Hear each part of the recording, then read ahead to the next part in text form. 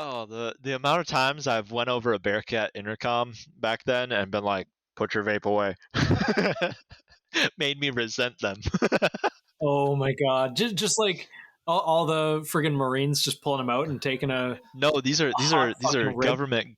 No, these are government contractors. Meanwhile, the guy in the back of the Bearcat's like, you're like, dude, don't smoke this thing up. You're listening to the Art and War podcast with your hosts, Mitch and Nathan. Mitch is a former airborne infantry squad leader who now spends most of his time coaching soccer. Nathan is a professional illustrator and an avid shooter with a couple of years of Canadian military experience. Together, they run the Seaburn art page. Enjoy the show. I'm just going to hit record because we don't really have an intro, and now we're recording. There we go. So today we have Collin Underdahl. I'm actually going to announce the guest this time because Mitch isn't here and we're not going to get sidetracked yet.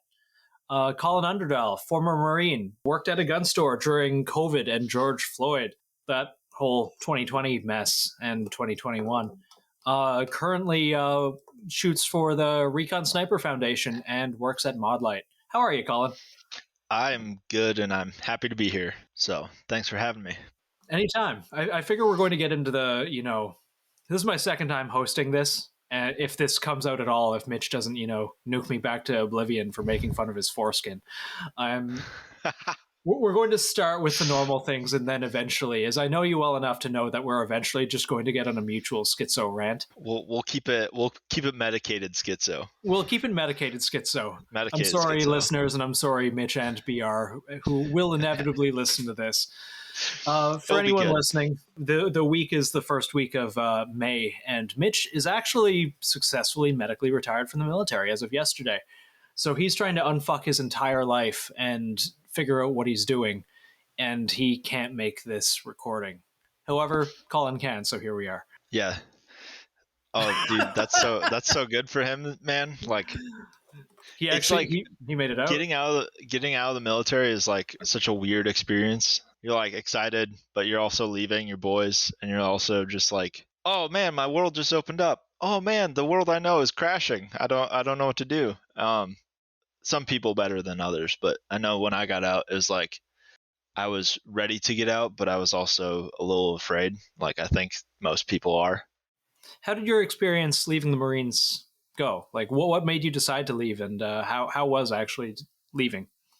I mean, like getting out was probably one of the easier parts, but like the decision to get out is definitely something that like weighs on people. And my personal experience is like, I joined the Marines. I was like super excited to do it. Like it was all I thought about when I was young. It was all I wanted to do. Like I wanted like, oh, this is the hardest branch. Like, okay, sure, I'm gonna do that. That's how they get you, man. Yeah, bought it hook, line, sinker, and then from there learned that like, oh, the Marine Corps is literally based around its infantry. Okay, yep, that's what I want to do. I don't want to be a Marine and be not what a Marine is supposed to be. And yeah, I kind of just pursued that, and from the get go, and this is a topic that we kind of discussed that we could talk about later. I had issues getting in because I had attention deficit disorder and yada yada, and almost didn't get in. Luckily, got in. Wait, is that something that they actually test and then ask you about? No, they try and they figure it out, and I am bad at lying. That's how I'll put it. I don't like lying. It weighs on me too much, and it slipped. They're pressuring me at MEPS, and I was like, oh, I was ADHD, and they're like, oh, you were disqualified. But luckily I had some good recruiters who like actually put in the time to give a shit about me to get me in because they saw that I wanted it. So like begrudgingly and like good and bad, right? I got what I wanted. I got more than what I wanted. And then yeah, I did time did 5 years. I went through the basic, went through boot camp, went through SOI, became 0311, and then I was security forces to start. So I ended up going to guard nukes, and that was a weird, cool experience. A lot of my good friends that I've met like lifetime friends definitely come from there, because I was sitting, 12-hour posts with those guys and just talking about whatever. Like, you want to talk about unmedicated schizo rants? Like, we had some. But yeah, and then from there went to Hawaii, did my last 2 years there, did a UDP, and decided to get out for a couple different reasons. I had some stuff going on personally. Didn't feel like I was getting the help, and then when I did decide to get the help, I didn't get the help that I wanted to get. And listening to Fred's podcast the other day, I realized some of that, and I was like, holy shit. But yeah, so this is a cool experience for me to be able to kind of talk about my stuff as well. So again, yeah, feel free to ask a question on that. No, please, if you'd like to elaborate. Book on that. Yeah. Yeah, man. Like, dude, so Fred and Mitch, they talked about the behavioral health thing. Well, I had one of those experiences. I was like, hey, man, I need help. So I went and did it. And then all of a sudden, I said, hey, I'm struggling. At that time, I was in a terrible relationship. Nothing, like, I'm not going to go into that. That's over. Things pass, move on. But, I was in a bad spot in there. So personal life was iffy. I came back from the UDP. I didn't want to be there. I didn't want to be in the unit that I was with. So I asked to get attached to the MPs so I could learn, some law enforcement stuff, because that was what I was interested in getting into, like, when I was getting out. So I was like, if I can get attached to the MPs, that's a good route to get some experience beforehand, see if it's actually what I wanted to do. Well, didn't do anything wild in the infantry, like pretty basic barracks life, field training, stuff like that. Didn't go to war, and get attached to the MPs and start seeing some stuff that I don't know if I was totally ready for.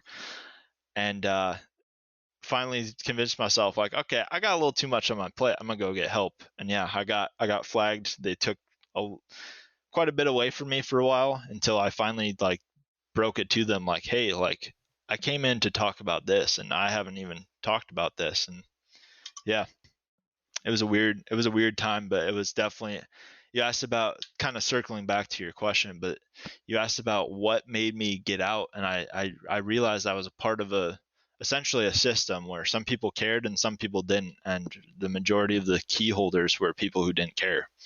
So. Absolutely. I was having this conversation with my friend the other day.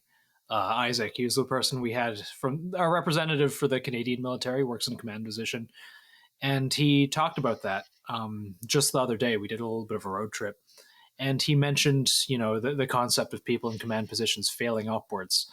But also that one of the officers he knows, this was kind of refreshing for him to hear.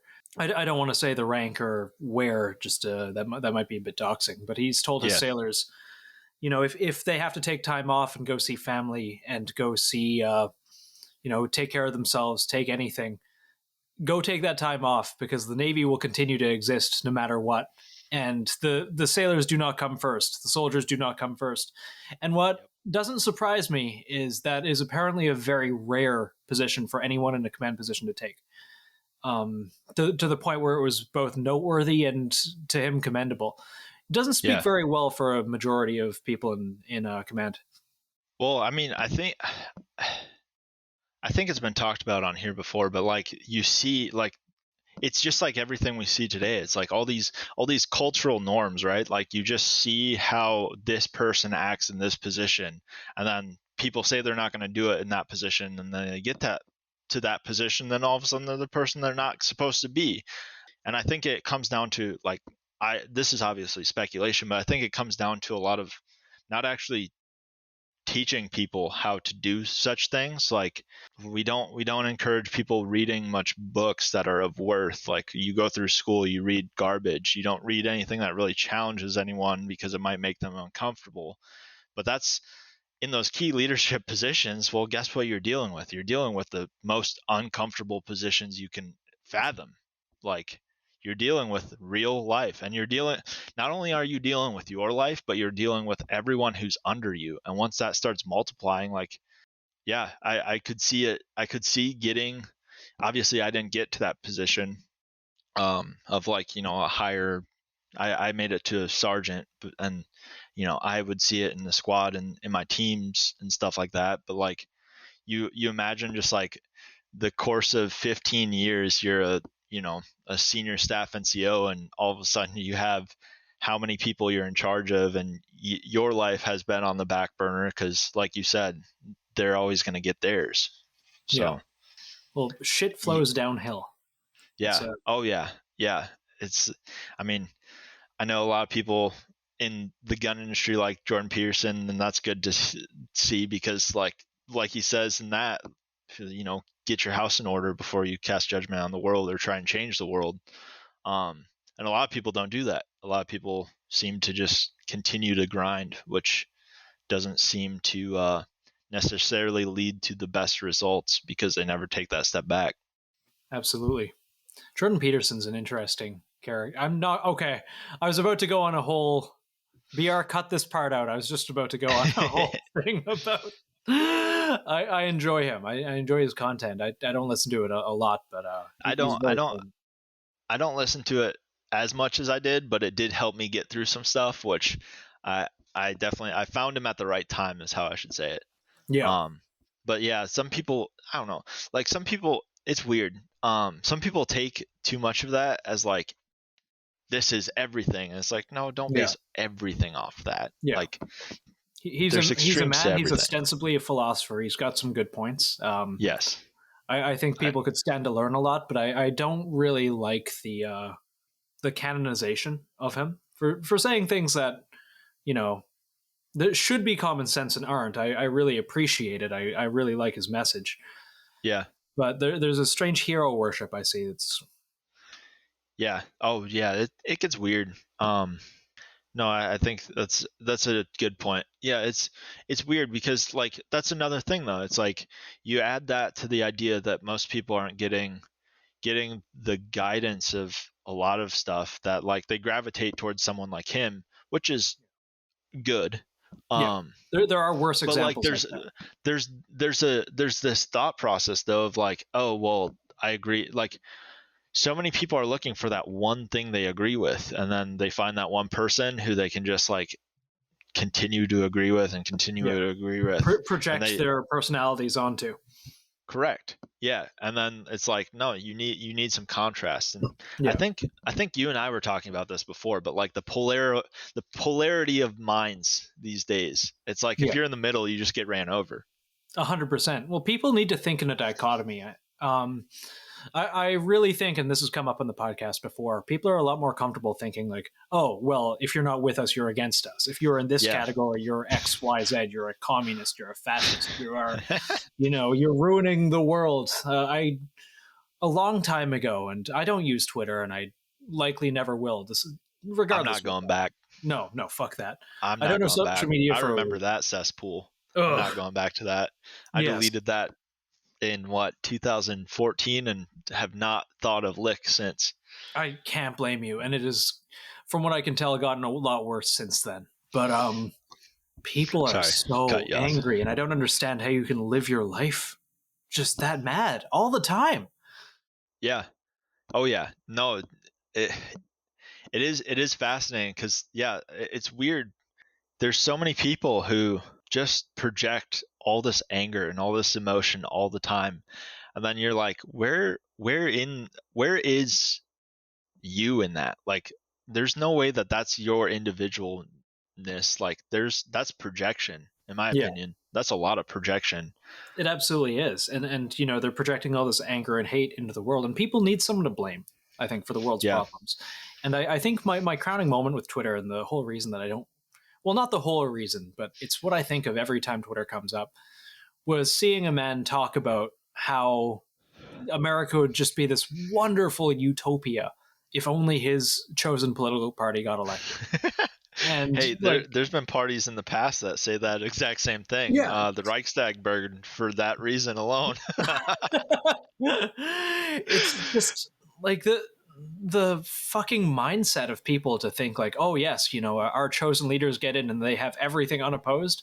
The problems of the world are just going to melt away, and we can blame the other side, the Republicans, the Democrats, the conservatives, the liberals, whatever, for all of the world's problems. It's a convenient scapegoat.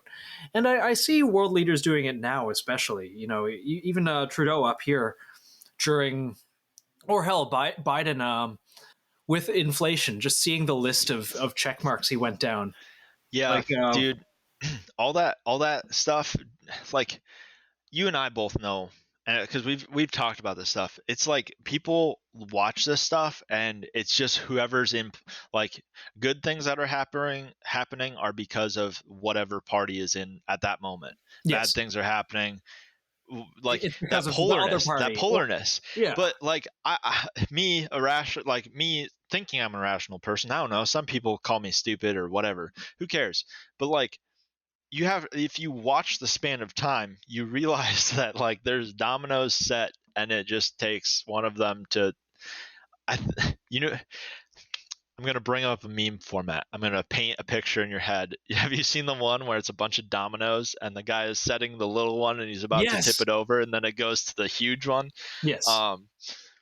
Yeah, no, it's that. Like, people are like, how did we get to this large domino? It's like, because you ignored all the little dominoes that went up to it. Like, how do we get to, record high inflation? Oh, I don't know. We shut down the economy and made it like impossible to do anything, and allowed people to printed 15 billion. We printed $15 trillion. 1 trillion went into actually giving people aid, or Well, I mean, I'm gonna butcher this. Like, someone will probably and shake their bingo wings at me over this, but it was like, what, I think 1 trillion was given to Americans, while like it was like another like 19 trillion or 18 trillion went to everywhere else. Like, yes, that's not how you.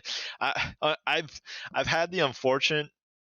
It's fortunate because the Marine Corps ended up leading me to be able to go to school, and there's some good things about school, but the majority of the time I've been trying to just not drop out, because truthfully, using the GI Bill is an incentive to stay in. It is 100%. You're getting it for free, but that being said, it cost me 5 years of my life, which I'll remind some people who think that it's just socialism or whatever. But like, it was in the terms and agreement, and there's a whole nother conversation there. But the unfortunate part about going through like, a business style degree at this time is you talk about inflation, you talk about monetary policy, you talk about fiscal policy, you learn who sets it, you learn all these things about money, you learn the liquidity of money, how they make interest rates, all that stuff.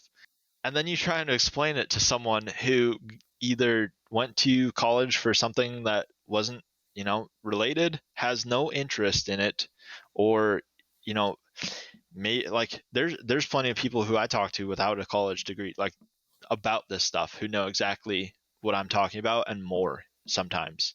And it's frustrating, because try walking up to the average person on the street and talking about that stuff, or talking about any of the stuff we'll probably talk about today. Yeah. Like rising interest rates to combat inflation, or any of that. Hey, do you guys like war belts?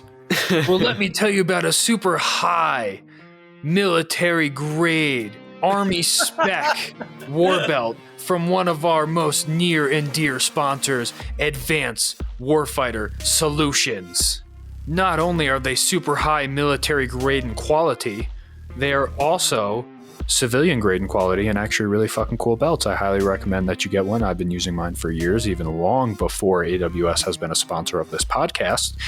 So if you use code ARTandWar10, you can save some, I think it's $10 off of AWS SMU Warfighting belt. We don't get any kickback from that. You just save money, and they're an awesome company that also contributed to Nathan's iPad fund because he needed a new iPad. So good for them. They're really cool. Thank you very much. Thanks, AWS. Hey, this is Mitchell with Seaburn Art. Did you know that we have a Patreon? We do have a Patreon, and there's a ton of cool things there. Super cool things, and Nathan's going to tell you about them. Hey guys, Nathan here from the Art and War podcast, here to tell you about Patreon. There's a 24-hour Korean massage parlor several blocks from my house, and I go there for happy endings. It gets pretty expensive, and I need you to donate me money so I can continue to serve my dark addiction. Not only can you help Nathan get hand jobs from Koreans, you can also help us continue to improve the quality of content that we do. You get merch now after a couple months of being a Patreon subscriber, which is cool. We also have stickers, and we also have high-res downloadable targets that you can download, send to Staples, and get weird looks when you print them out to bring them to your range and shoot. Also, all of our guides are downloadable, high res, so if you want to print them out and make a cool little book, yeah, you can go for that too. You can find our Patreon via the link in this episode's description or in the C Bernard page's bio on Instagram. Now let's get back to the show. God, I want to get into the academic complex badly. Let's get into it. So badly. Let's get into it. Okay, we're going to start with a question about you. Okay, let's go for it. How do you, as a former soldier who has, lived his life, you're...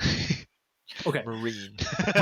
Okay, a former crayon eater who, you have a little more life behind you than a lot of the, 19, 20-year-olds that go in. How do you, as a grown-ass adult and someone who's capable of making your own decisions, view the academic complex? Just, going into it. Dude, it is... It's... I'm going to paint another picture with a culturally it's a very accepted loaded dog question. meme. I'm going to admit that. No. I'm first setting the tone. Yes. I'm setting the tone, but yes, I have a lot of thoughts and a lot of opinions. So we've talked about this briefly, but it's the dog sitting at the table and he's drinking tea with his hat on, and his whole kitchen is on fire, and he says, "This is fine." Yes. That's literally that's how it feels like going through. And I'm one of those people who I don't like I said, I don't like lying. I don't like pretending like the elephant in the room isn't that big, like it,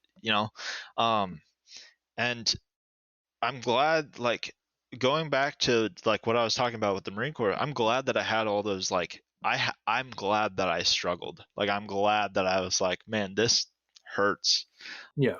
Because now I'm doing that, it's like I'm listening to some of these professors teach, these kids.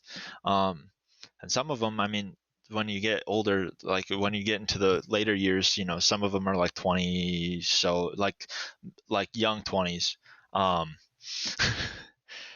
But yeah, they're getting taught by people who have never done.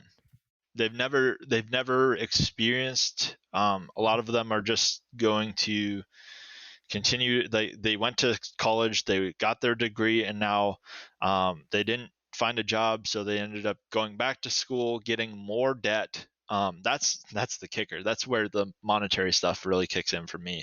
That drives me up a wall, because anyways, not to get off topic, I'll come back to that. That's something I want to get into as well. But we're going to do that later. We have so many things that we talk about often. Yes. That like my brain is on fire trying not to just jump right into them. Sorry, go on. No, it's like you want to throw up all these ideas out, but like you're like, all right, someone wants to listen to this, maybe. But yeah, dude, it's like you watch these kids like listening to these professors, and some of them, I've had some great ones. Like much of my program, I've had one professor who like he talked about how the first day of class, he sold, I recently just sold all of my properties, and this was before COVID and everything like that. The housing market was still great. It wasn't as inflated as it is right now, but like I was like, properties, like plural? And so that dude had actually been around the block, and he openly talked about how the school wants to kick him out, but they know he's too good of a resource. Like, tenure. Yeah, tenure's a bitch, huh? It works both ways. But yeah, man, it's some of it's good, some of it's gobbledygook, most of it is just garbage and a big program to get the average person to debt that they'll never be able to pay off. What? That's kind of funny that you mentioned that, because I mean, we're going to get away from the social aspect of academia. We'll get back into that later. But I find it kind of funny how And we're going to leave healthcare alone because this could very easily segue into talk about that. Yeah, But that's a whole thing on its nother. own. Yeah. Yeah. But we're going to talk about the academic industrial complex, I think, and how we, as most Western governments, kind of created that by ensuring that student loans and there's. I'm again coming at this in a nonpartisan way as possible, and there's going to be some egghead that is like, "Oh no, it's important. It's good. You shut the fuck up, Nathan. You need it. You have to take it. It's the only path to accreditation, even though you can get into a manager position without having it." Yeah. What? But yeah, we have created this complex by ensuring student loans can be accessed, very easily and, with the support of the government by almost anyone. Because if you remember, I talked to my dad, talked to people, anyone from that era, these things weren't quite as accessible, like student loans, that is, but anyone could afford to put themselves through college. They used to go through personal loans to go through school. And like the bank would look at their grades and they'd be like, "Nah, dude, you were kind of a flunky. Like, we're not paying for that." Yeah. And it wasn't backed by the government. It wasn't anything that it wasn't quite as easy for people to attain it. Mm-hmm. And we didn't have this complex of, oh, you need to go to school to do X. You need to go to school to do Y. Now, these days, you basically need a bachelor degree to become a barista.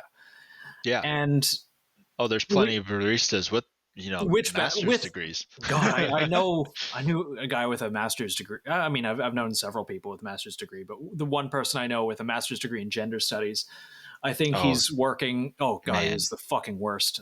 I hate that guy. He's working at a call center selling insurance for $15 an hour now. Ouch. Yeah, but dude, like, not so you rag on that guy, but like, dude, think about how misleaded that guy was. Oh, 100%. Oh, I don't rag on him for being misled. I rag on him because he's a bag of shit and he's awful. Yeah, he chose that degree. So it says a little bit. No, but like, dude, think about this. This is the epiphany that I've had during going through school, after having a life before going to school. I mean, right off the bat, for pretext, when I knew in senior year that I wanted to join the Marine Corps, I had a teacher who her whole high school class, the only thing we talked about in the class was college prep. And I go, "What if I don't want to go?" She's like, "Well, you'll fail." I was like, "Fail at what?" Like, there's no passing, there's no A, B, C, D, F's, and like, you don't fail. You can fail life, obviously, but like, who are you to judge that I'm going to be the one who fails?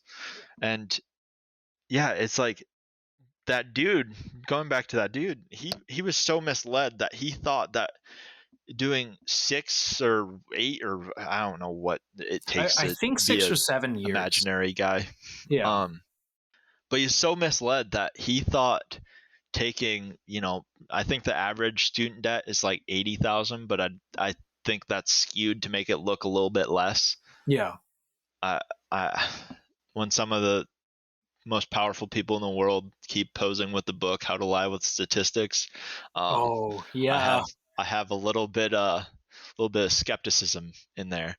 But no, like, think about that. He got lied to the point where that was his path to success, and that's where he thought he needed to be, and that was that last big hurdle, and then the world was going to be his oyster.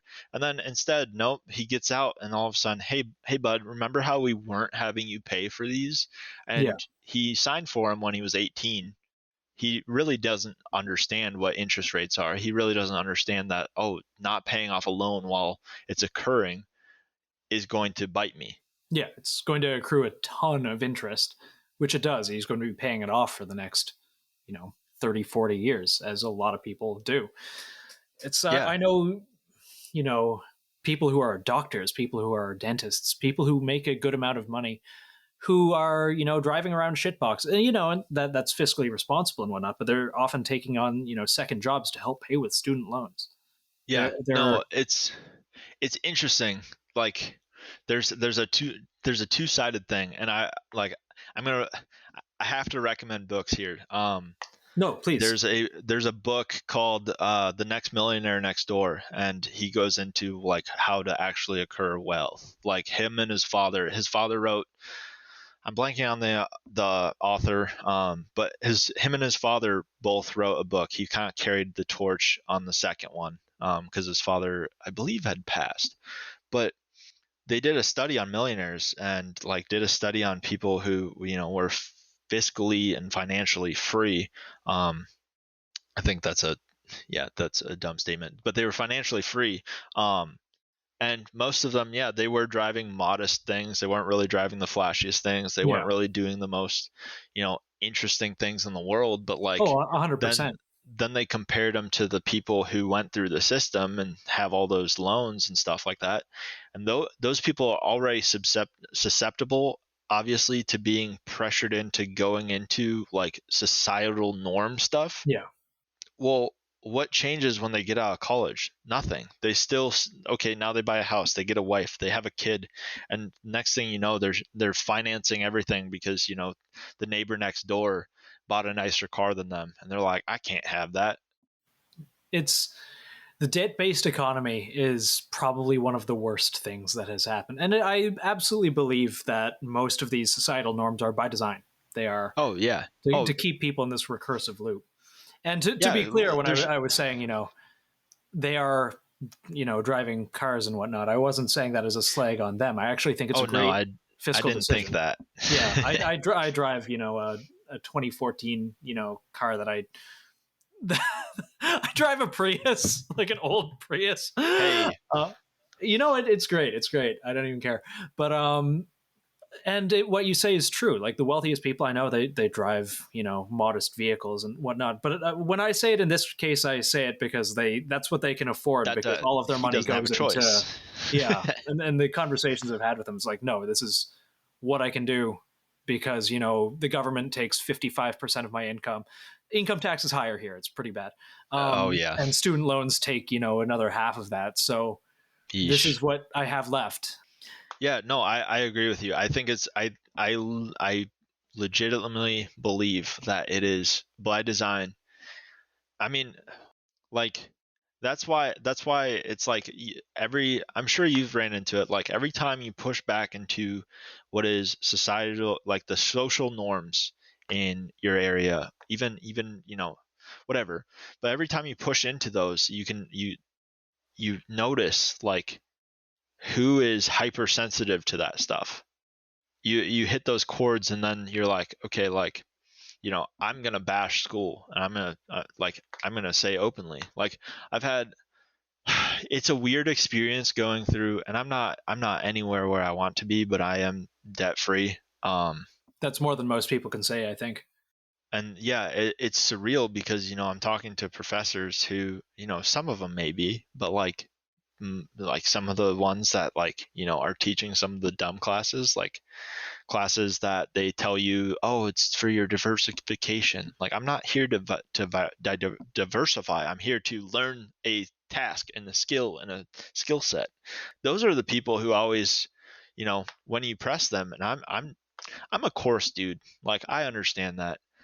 And I don't mean it like to be I'm not trying to be just a dick to people just to be a dick, but I'm always pressing. Like I'm my worst critic as it is. So like when I see someone, I had a teacher who was skewing the grade and I was not doing so hot in that class. I was like, you are hurting me. Like even though you're trying to get me on to the next thing, you are hurting me. Like I'm not actually learning anything. And like this is I was in a community college at that point, but I was my mind was still Sergeant Underdahl. Yeah.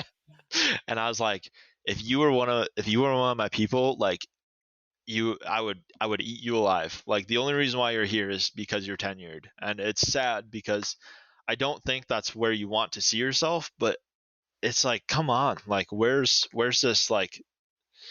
Where's the standard? Where's the lines that we stop playing some of these games? And we know so many people who fail in the game, and then they're like, "Oh, it's fine." That kind of like tangentially related. It kind of reminds me back to the failing people upwards standards within the military, and I agree with you. Yeah. I think it only hurts people.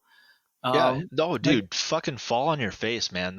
yeah, Fall on your face, get back up, and that's more respectable than like being like, oh well, we need to cater to your feelings. Like, yeah. if God, there was anything even I learned, yeah, like during that time that I was struggling, like back, kind of going back to what we were talking about, if there was anything that I learned back then, it was like most of the time my feelings were fucking lying to me. Like doubt and insecurity is a bitch to get past, and I think we don't actually, as a culture, Western culture as a whole, we don't actually help people overcome that. We just continue to push them through to not fail. yeah. And I'm not going to get into a rant about like, oh, acceptance culture and whatnot, but I think back on a couple of times in my life where I think failing actually would have helped me significantly. Oh yeah, I mean, like what? Like I'm curious because I know where I failed and stuff like that. But like the coolest thing is when you find people, like I'm sure you have people in your life like this that are like, if you're doing something stupid, they're probably like, bro, what the fuck are you doing? That's kind of funny. I got some people like that. I got some people, and I consider both good friends. Yeah. Both groups. Some people would tell me like, "What the fuck are you doing?" Other people would just, they wouldn't want to rock the boat. They'd keep their mouth shut. This is applied to relationships or decisions in my life, and I appreciate both sides. But you do need those people who will smack you upside the head and say, "Hey, smarten the fuck up." Yeah, yeah, and like it's not out of not caring that people do that. Like I was mentioning, I'm a course dude. I'm not trying to push you just to push you and fuck with your buttons. Like I don't want to be fucked with. Like why would I? If I care about you enough to put in to put in some input, like I don't want you to fail worse. You're already possibly failing at something, or you're doing something that's going to lead you to a harder failure to get past, is how I see it. And No, I agree. there's failure that needs to be avoided, and then there's failure that, yeah, sure, let it run its course, like see what happens. Okay, what did you learn? But no, that's what the school system teaches, is you do not fail. You don't get to fail. If you fail, then you fail the class, and then you have to take it again. And not that that's a bad thing, but back to those loans, when you're paying for it, like are you going to learn, or are you going to cheat to get past so you don't fail and pay for the class again? Probably the second one. Yeah. And I find that unfortunate, and I kind of sympathize too. I realized you take things a lot more seriously when you're paying for them yourself. And my dad was a university professor, way back in the day when I went to school, right out of high school. And, I took it all for granted, and I failed everything. The consequences weren't my own. They were someone else's. I had, some money put aside doing some jobs, but that money wasn't real to me. And, my family helped. And, only going back as an adult and actually having the consequences hit me in the wallet, I did great. I wasn't exactly Einstein or anything, but did quite all right. I think back on the time in the military where I failed upwards. It was another one of those things where I was kind of pushed through, and it's something that even weighs on my mind now, a fucking decade later. It was during I can't remember if it was my infantry qualification, but it was a night navigation, and I failed hard. I sent us to the wrong fucking place. And after that, they just like, well, it's 500 meters that way. But, they just check everything off, and I go through. And after that, I've had in my head, well, I'm just bad at navigating. I'm just terrible at it. And that is, to anyone in this kind of situation, the worst attitude to have. It's, okay, you failed something? No, you go back and you do it again, and you learn and you apply yourself. But instead, it's very easy to get caught in that loop where it's like, oh, well, I'm just bad at X. Oh, well, I'm just bad at math, but I'm good at English. Oh, and I feel like it's a really bad attitude to have. Like, oh, well, you're bad at one thing because, you failed, but that's okay. We'll just push you through anyway, instead of actually taking the time to help you and get you through it. Oh yeah. Yeah, dude, it's weird because it's like, yeah, what's actually harder, like long term? Is it harder to step back, teach someone, or is it, harder to push them past? And like in the moment, it's easier to push them past. Like it would be hard to actually go back and like stop them or reset them or whatever. But like, yeah, you kind of like once you open up that worm and you're like that can of worms in your mind, you're like, okay, well, what other instances did I notice this at? Exactly. Because that's something that I distinctly noticed. And there's definitely other aspects in, my life and anyone's life where, they fucked up and we're just pushed through. But the key is like, do you notice when that happens? Because you definitely don't learn anything. Yeah. Oh no, it's terrible. Yeah, and you don't know any better either. So it's like, how like going back to your dude, well, not really your dude, but going back to that guy, like, how does he ever recover? In order for him to recover, he has to realize that how much of his life was just bullshitted to him, wasted. Oh, he's doubled down hard. Yeah, the reason I don't like him, like I feel bad for him, but the reason I don't like him is he ate an entire box of chicken wings I bought for a party. I'm just going to be honest. That's funny. He just came in and he just fucking ate them. And no, fuck that guy. Oh, that's funny. Yeah, then there's a pile of other reasons, but the big one's the chicken wings. Definitely but going back to academia and just don't eat how we've chicken wings like that. Oh no, you don't fucking do someone dirty like that. That's messed up, man. Yeah, you don't just eat all of them. Yeah, no, dude.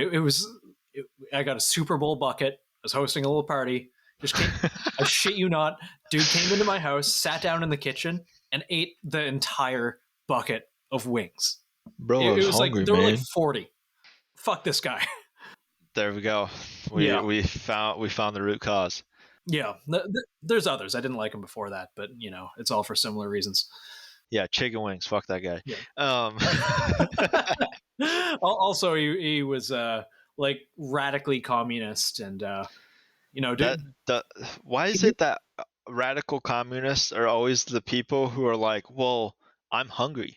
I'm going to steal the fruits of your labor now and eat all of your chicken wings. He was my old roommate's friend, and she messaged one day saying like, hey, do you mind if I bring this friend I met in the Czech Republic back to, stay for 2 weeks? And he ended up staying in my workshop, just like occupying the workshop for 4 months.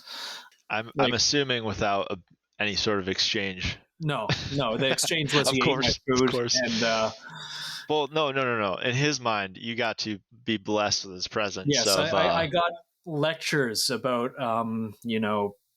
Marx and how we need to abolish the concept of private property in the house that I was paying a mortgage on. But it's always the non-property owners that say that too. Yep. Anyways, yes, back to student loans. Yeah. Oh no! I'm just like you, where I'm like something comes into your head and you have to talk about it. It's just one jab at the chicken eater guy. Dude, that guy is a staunch believer of the education system because he thinks that they really prepped me, they really got me to where I am. Up here I am the smartest fucking guy I know, and then like society, like he gets out and you're like, hey, society asks you to like provide some sort of value. Oh, capitalism has failed. Like capitalism has failed. I have to provide value? No, nonsense. I don't have to provide value. Do you know what I know? I know what I know, and it's pretty freaking good. And oh my god, I could rant all day.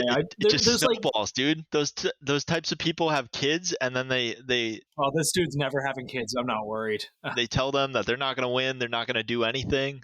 Yeah, luckily, a lot of these like second gen communists are the ones like, I don't know, they want to mutilate themselves or whatever, or they think that having a kid is the most selfish thing you can do. It's just like, what? You're bringing a life into. I mean, you can go into a whole topic of religion or whatnot, but like the fact that people don't see it as, you're getting a chance to live through. You're getting a chance for them to like live your legacy, and that's something that like Western culture was founded on. Was like the legacy of your family. Like you had overall goals that were bigger than yourself, and most of those people don't have any goals that are outside of themselves.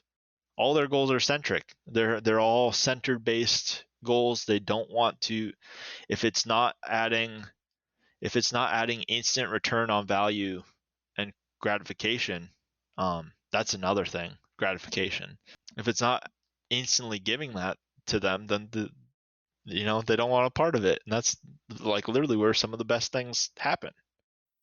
There is such a need for instant gratification, just like that dopamine rush these days. We're programmed for it. It's disgusting. But in this case, his instant gratification was my fucking chicken wings. I hate this guy. I swear to. Ugh. All right, well, we'll get past him. Yeah, we'll get past him. Please cut out me talking about my Prius. Fuck that guy. Because if it ever happens one day, I don't want this out there. Oh, yeah. So we see that chicken wings were the instigator of this one. But no. Yes. Okay, so think about this. It's like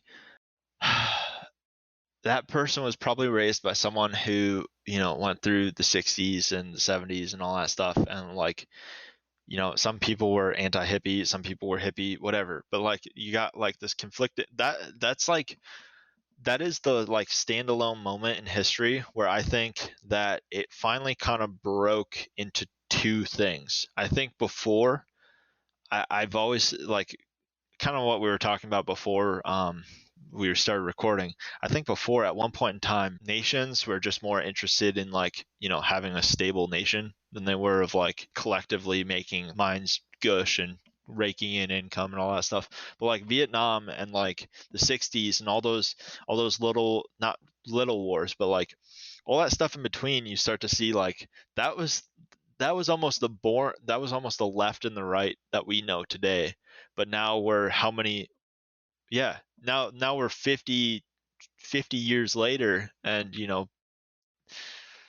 Marxism is being taught in school, when at one point in time in both of our countries that like calling someone a communist was a big deal. Yeah.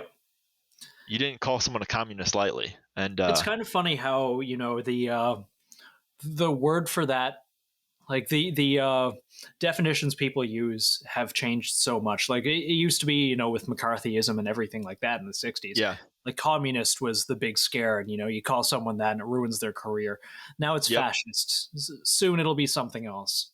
Yep. Probably just the pendulum swings in each direction. Yeah. And like the bar for that has always just been so low. I have a question for you. Yeah, go nuts. With that one, because I'm curious. I obviously, this is a little bit loaded, but do you think there is a war on words right now? I think there never hasn't been. I think that. Okay. How do you mean? If you elaborating. So in order for a language to be like good and effective, right, there has to have some sort of common understanding. For you to, like right now, what we're doing is I'm communicating something, and these words mean something that is, a standard. And there's maybe some things that we talk about that don't quite have a black and white standard, but like, when I say the words like water bottle, right, you probably are like, oh yeah, I know what he's talking about. He's got a bottle full of water. But like, as far as, going into it deeper, like each day we see different systems using words to make them their own definition. Like people used to be like, open your dictionary, and dictionaries were generally the same depending upon the author. But now we talk about like, gender studies. Like what? You go into some of those topics there, and you can't even define some of the things in the world anymore. So how are you supposed to have two people who believe two different things communicate in one language, but they are communicating it in a manner where one side has one definition of things and the other side has another definition of things? Because then those two never stop fighting, which is... I find that kind of funny because you see it in real time. I believe that we talked briefly about it with Isaac, actually. talking about the real-time definitions changing, like in the dictionary, for example. Yeah. Oh, it's just a quick update now. It's not even a printing. Yeah, it's Merriam-Webster and everything else, and part of that, and kind of going back into academia, not to bring this full circle, like what you would consider. I don't want to use the word authoritarian left, but Yeah. Generally, who's in charge of any complex changes, and the corporate left is very much in control of academia now. Yeah, corporations are. Oh, yeah. Let's finish that thought. Let's think about some corporation stuff here. Go ahead, finish your thought. Getting into some spicy thoughts. You brought up corporations. I think we align on this. But yeah, no, corporation, authoritative left corporations. You were saying have got into the business of meddling in, and perhaps it's always been this way, but especially now with the dissemination of knowledge the way it is with the internet, with everything. And, I think back on when I was, 10, 11, 12, and, all of my news came from the news. I got it from the newspaper, and I got it from CNN. I got it from, Global, CTV, CBC, and I didn't question it at all. But now we have access to so much information at our fingertips. You've got a smartphone. Real time. In real time. You can get information out there, in real time, through a live stream or anything else. It'll take them time to censor you. There's ways around almost any block if you know what the hell you're doing. There's ways to, get good information out there, get bad information out there. The information war has just changed so much. And I feel like, in part of that, corporations are starting to take it upon themselves to become arbiters of morality. And I think that's part of it. Oh yeah. Yeah. Oh, so yeah, no, dude, you segued that like perfectly into corporations. Corporations are just by accident. No, like I was kind of curious on your thoughts on some of that, and then like you kind of segued it into like, dude. Here, like going back to that domino explanation, is like the small domino, dude. It tipped over the big one, right? Like there's little key things along the ways that kept making the domino bigger and bigger and bigger and more noticeable. The elephant in the room only ate and got bigger because everyone refused to notice it. But yeah, dude, like I don't know, man. It's weird because we're about to be in June, and we all know what happens in June 1st. Everyone changes their corporate logo to a rainbow, and it's like when was that part of business? At one point in time, you ask the business their preferences on anything, and they're like, no comment.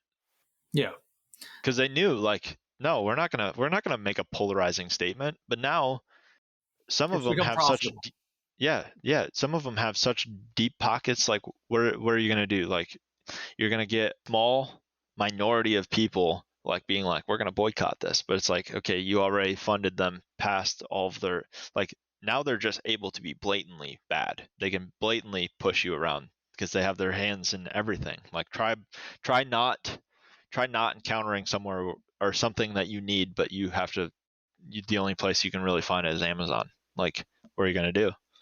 Yeah. It's what I used to do for the thing. I would order things from fucking China and wait 2 months.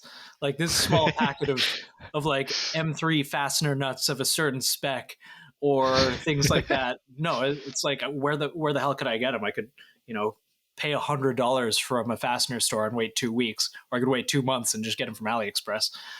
Yeah.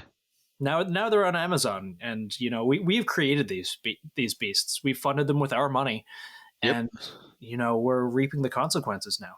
And I am a proponent of a free market, but holy shit, just what the beast has become. Yeah. Oh no, like you guys kept saying in the fat shaming episode, the industrial revolution had consequences. And its consequences have been disastrous for the human race.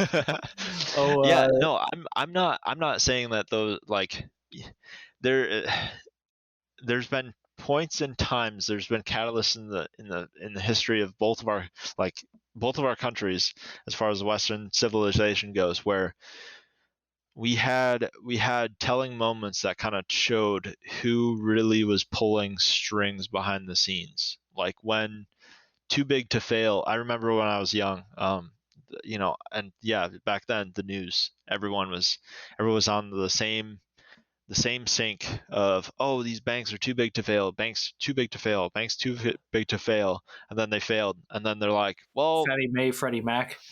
they failed. It's not a big deal. We're gonna handle it. You're not gonna feel the effects. The only people who are gonna feel the effects are these big top investor banks and all this stuff like that. Well, guess what the investor banks do? They have all those mortgages. They're collecting the interest. Now you want to go do anything with money and in the financial system that has become normal to the point where, hey, you should take out eyeball crippling debt, whether it's for school, whether it's for your car, whether it's for whatever. Where like you essentially got it to the point where you start to think like, okay, people literally voted for this with their dollar, and by not having discipline to stop themselves from getting in there as a society, you start to see where those polarizations really started to like fray. Like, in my opinion, I think that's where some of it comes from. It's like now they can play two sides, but the guy wearing the red hat is still going to buy the same place that the purple haired person is going to buy from, Yeah. Like everyone's a lot more connected than I think, but the like the polarizations between people have just been so artificially pushed and pushed and pushed. Mitch and I have talked about it before. You get two people from two totally different political spectrums into a room. Most of the time, they'll just get along and just have it like a normal conversation, Yeah. and they can have a respectful debate if they even debate at all. But you get people online, and they just hate you put that 1 degree or 2 degrees of separation between two people who disagree about something, and I truly believe politicians and corporations and everything else, they love it. They absolutely love it. It's profitable. It's easy profit. Yeah. And the next new thing drops, guess what? We can sell a t-shirt, both sides. 100%. Facebook sells more time, more ad revenue, sorry, or of people who are mad and getting into arguments on there. Same with Twitter, same with everything else. The more anger is addicting for a lot of people. Oh yeah. Anger doesn't require any reflection. It's just projection. Exactly. And so like we want to go back, like if we want to talk about that type of stuff, like that's where so many people are missing, in my opinion, is they miss the reflection. They want to be the projection. They like, and you like, all right, let's circle back this to the gun culture, like, because that's something we both are very, very passionate about and stuff like that. And you see people who will go out and make some of the dumbest statements in the world, trying to call out one other group or another, and it's like, dude, where did you reflect on that? Because more than likely you didn't. You made a statement that was so bold and not. I don't know. Oh, dude, there's so much of that. Like the gun. Do you get what I mean, though? Like, yeah. I feel like we're hypersensitive to it in that respect because we love that stuff. But like, this isn't just a gun community thing. This is every community. Yeah, this is a societal thing. Yeah, you get deep enough into like crochet or like competitive vaping, or I don't know. Like, yeah, just think of any group and bro, my clouds were definitely thicker than your clouds, bro. Oh, dude, I can huff that fucking cotton better than you, bro. We'll blow that fucking cumulus nimbus. I don't know anything about vaping. I'm just I don't either. It just it seems funny. The competitive vaping exists, so I found that out the other day. Okay, fun story. Let's break some of this monotony of torture and complaining about the problems of society. I hope whoever's still listening to this is like, we're just two dudes, right? Yes. But yeah, dude, it's just like, I mean, it's weird. It's all an experience. But so fun story. When I was stationed in Washington, it was around the time that vaping became big, and everyone was just in this competition of who could spin the. I know way too much about vaping for never owning one. Who could spin their coils the best? What the fuck does that even mean, dude? So okay, so what a vape is, it's a literal, you're taking a battery and you're putting it through a circuit board that like controls these coils. And there's probably some like vapor out here, like listen, like it's probably one of them in his Subaru. Yeah, it's like, just, you you know, fucking retards. yeah, he's just taking that. He's just I hate ripping this that dude. cotton. I hate this dude. No, but okay.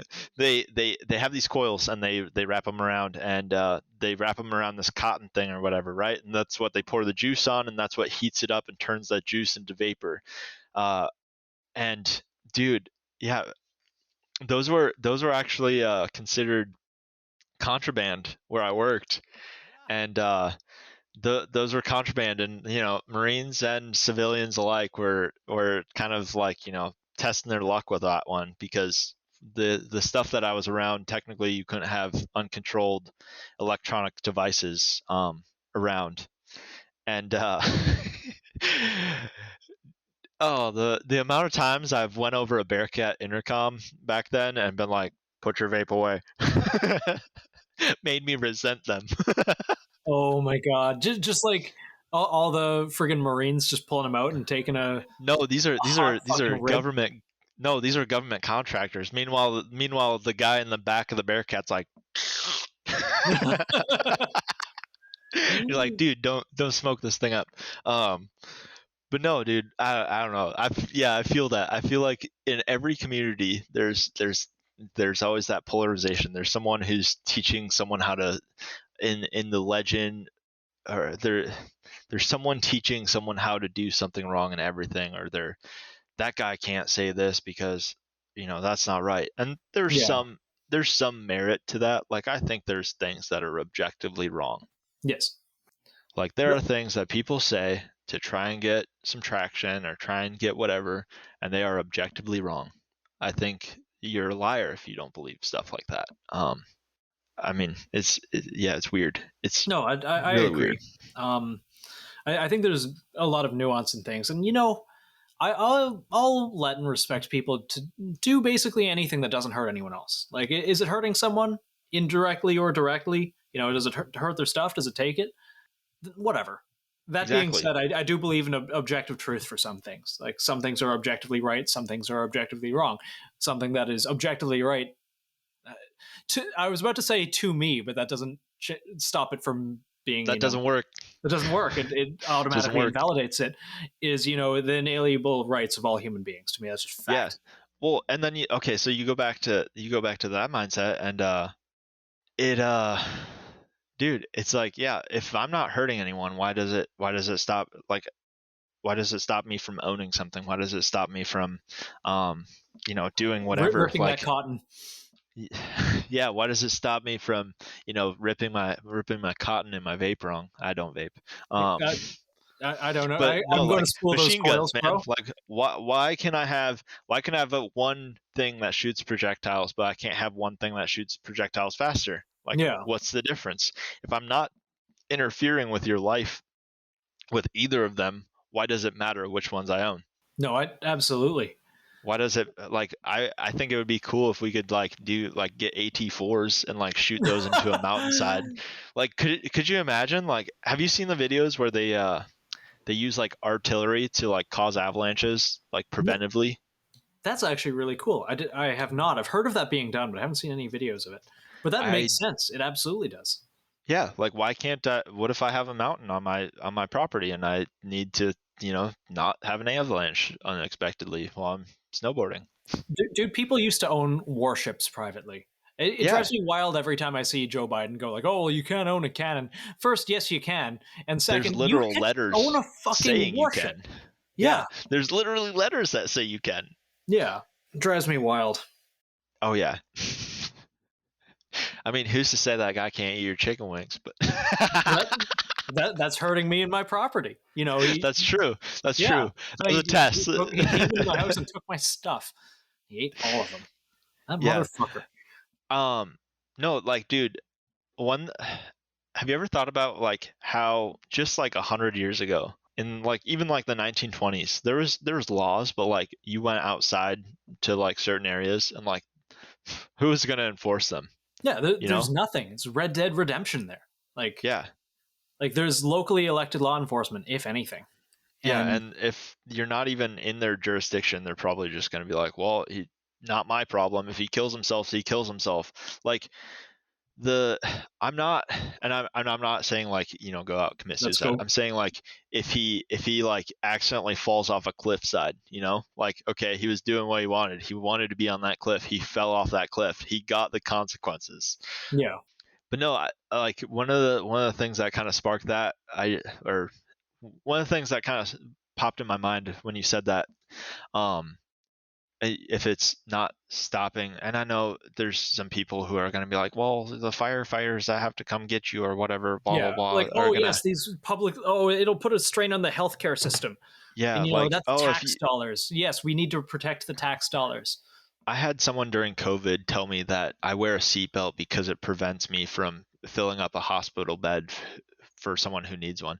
I wanted to let that guy know how like disconnected that I got during that time, because I was like circling back all the way to the introduction when I was working at that gun store. Yes, right? yes. Let's wanted talk to get about into that. this. Yeah, Let's talk about that.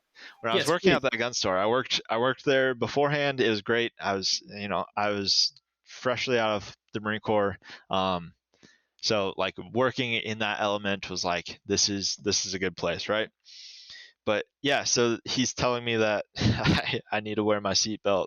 This was recently. He told me that I needed to wear my seatbelt to prevent filling a hospital bed for someone else who needs it more because of COVID or whatever. Sure. They're going to keep using that excuse forever, dude. Yeah, whatever. Like, okay, so should I like not have accidents either? Like if I accidentally like, fall and break something, is that selfish of me to? Anyways, yeah, let's go into the gun store thing. When I was working at a gun store during, I worked at it at a peaceful time too. So like it was pretty dope. Like, I mean, I was going through school, like I had just started using my GI Bill. Was still with a bad person, toxic, but I'm sorry, man. I feel that life was good in many ways before then. But yeah, then during the course after, and it's okay. So it's interesting because we already talked about like a pretty heavy subject in my life as far as like the Marine Corps and like getting out and all that stuff. And yeah, like getting out is like, it's like that good, scary, kind of unknown feeling, Yeah. It's not really something that you can really describe unless you've been through it. But yeah, so I was like, all right, this is cool. I'm in a more, rugged place. Like, you deal with some more serious stuff at gun stores than you do like, if you're working at Target or something like that. Yeah. It's a transitory environment. Yeah, it really was. And yeah, so it was good, and I got into competitive shooting there. Like, so a lot of good stemmed out from there, even though the rest of what I'll talk about is kind of negative or whatever you want to take it as. And it wasn't really, it was negative, but I want to make sure that people don't think I just came on here to complain or anything like that. I just like, I look at things that I always constantly look at things in a way of, hey, what was I doing and what could be done better, and where can I move from this? And I'm not a very, as you've probably noticed while we have this video on, I don't sit still very well. Like we're both very much of the, I've noticed you messing around with your NATO strap there. Yes, I'm waiting for a watch, so I just fidget with this because it doesn't make noise. Yeah. But yeah, so there's a lot of good in it. Actually, it was cool. So let me tell a USPSA story and some of that, and then that's tied into the whole gun store thing. So, I had mentioned that I was in a bad relationship, and sometimes you stay in it a lot longer than you think, and the hindsight's always 20/20. So anyone who's listening to this, like, if you've been in one, don't beat yourself up for it. Like, come to the agreement with yourself that, yeah, you could have made better decisions. That's fine. But like, you can move on from it. That's not the defining moment of your life. there's obviously different hurdles for each person, but like, man, fuck just giving up. Like that's dumb. Especially because of that reason. You've definitely needed to learn something out of it. Take it, move with it, and go forward. But yeah, so I got out of that, and I was kind of just coasting. Like I was like, all right, I'm going through school, but I don't really like any of this. I work at a gun store. I don't really get paid very well. Yada yada, but like I was sustaining because the GI Bill and all that stuff. But I was like, okay, this has a literal ticking time on it. Like once I graduate, it's done. Like I don't get any more all that. So yeah, I got kind of bullied into shooting a USPSA match, like an outlaw USPSA match that one of my coworkers kept hosting, and I kept like being like, nah, like I'm not into that, yada yada. And then because I was doing a very Minnesotan thing, and I was playing in a hockey league. That's very Minnesota. Yeah, that's very Minnesotan, don't you know? But yeah, so was that pretty good? That was pretty good. Yeah, I probably was like, got you a flashback of like, where am I? Fargo, specifically Fargo. So yeah, he finally got me. He asked me one day, he's like, so do you have hockey? And I was like, no, it's over. He's like, so you're shooting tonight? And I was like, you got me. So I shot a match that night, and lo and behold, I was like, wow, that was fun, but I suck, and I really like this stuff, but I suck. I'm gonna not suck anymore. And I like went down the rabbit hole of like Ben Steger books. I went down the rabbit hole of like, how do I get the most round count that I can on my budget? I cut out so much stuff, dude. Like it was probably good. Well, it was great. I learned that one, I didn't need to be in that relationship, and two, I learned how to budget for things that I wanted, and because I wanted that badly, and it was kind of keeping my mind in a positive atmosphere rather than dwell on what had just happened in that relationship, and yeah, so got addicted to USPSA, started really grooving into it, and then COVID hit. And that was dumb. Like it just put a halt to a lot of things, and I was a little worried that everything that I had kind of just worked for right there was gonna be like done for a while, and that whatever. Because Minnesota was looking at shutting things down, like everything, which we all know how we feel about that. That sparked a whole new little thing in my experience of life.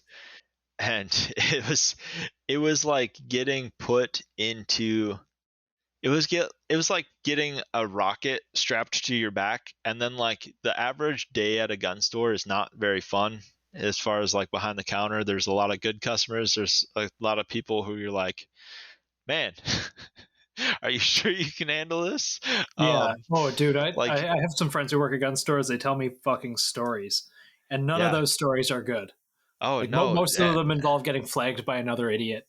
Yeah, and it like I don't.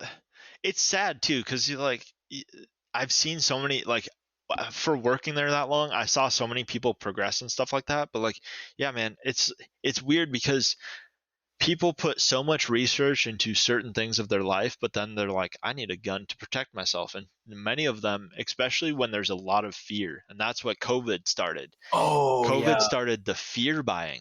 And that was some of the scariest things that I saw in my life, because these people were like crying or like, professing how, I'm not an evil person by buying this. I'm like, man, you're talking to someone who like, shit, I want to own a machine gun. Like, I don't think you're an evil person for buying a lever action, ma'am. And yeah, like that was the scary part, because it was like, okay, there's a lot of tension here. And at the start of it, like, there was some right to be worried. Like I've had sympathy for these people, because I'm in considerably decent health, and some of them were like, this could wipe me out. Like this could be it. This could be my last years.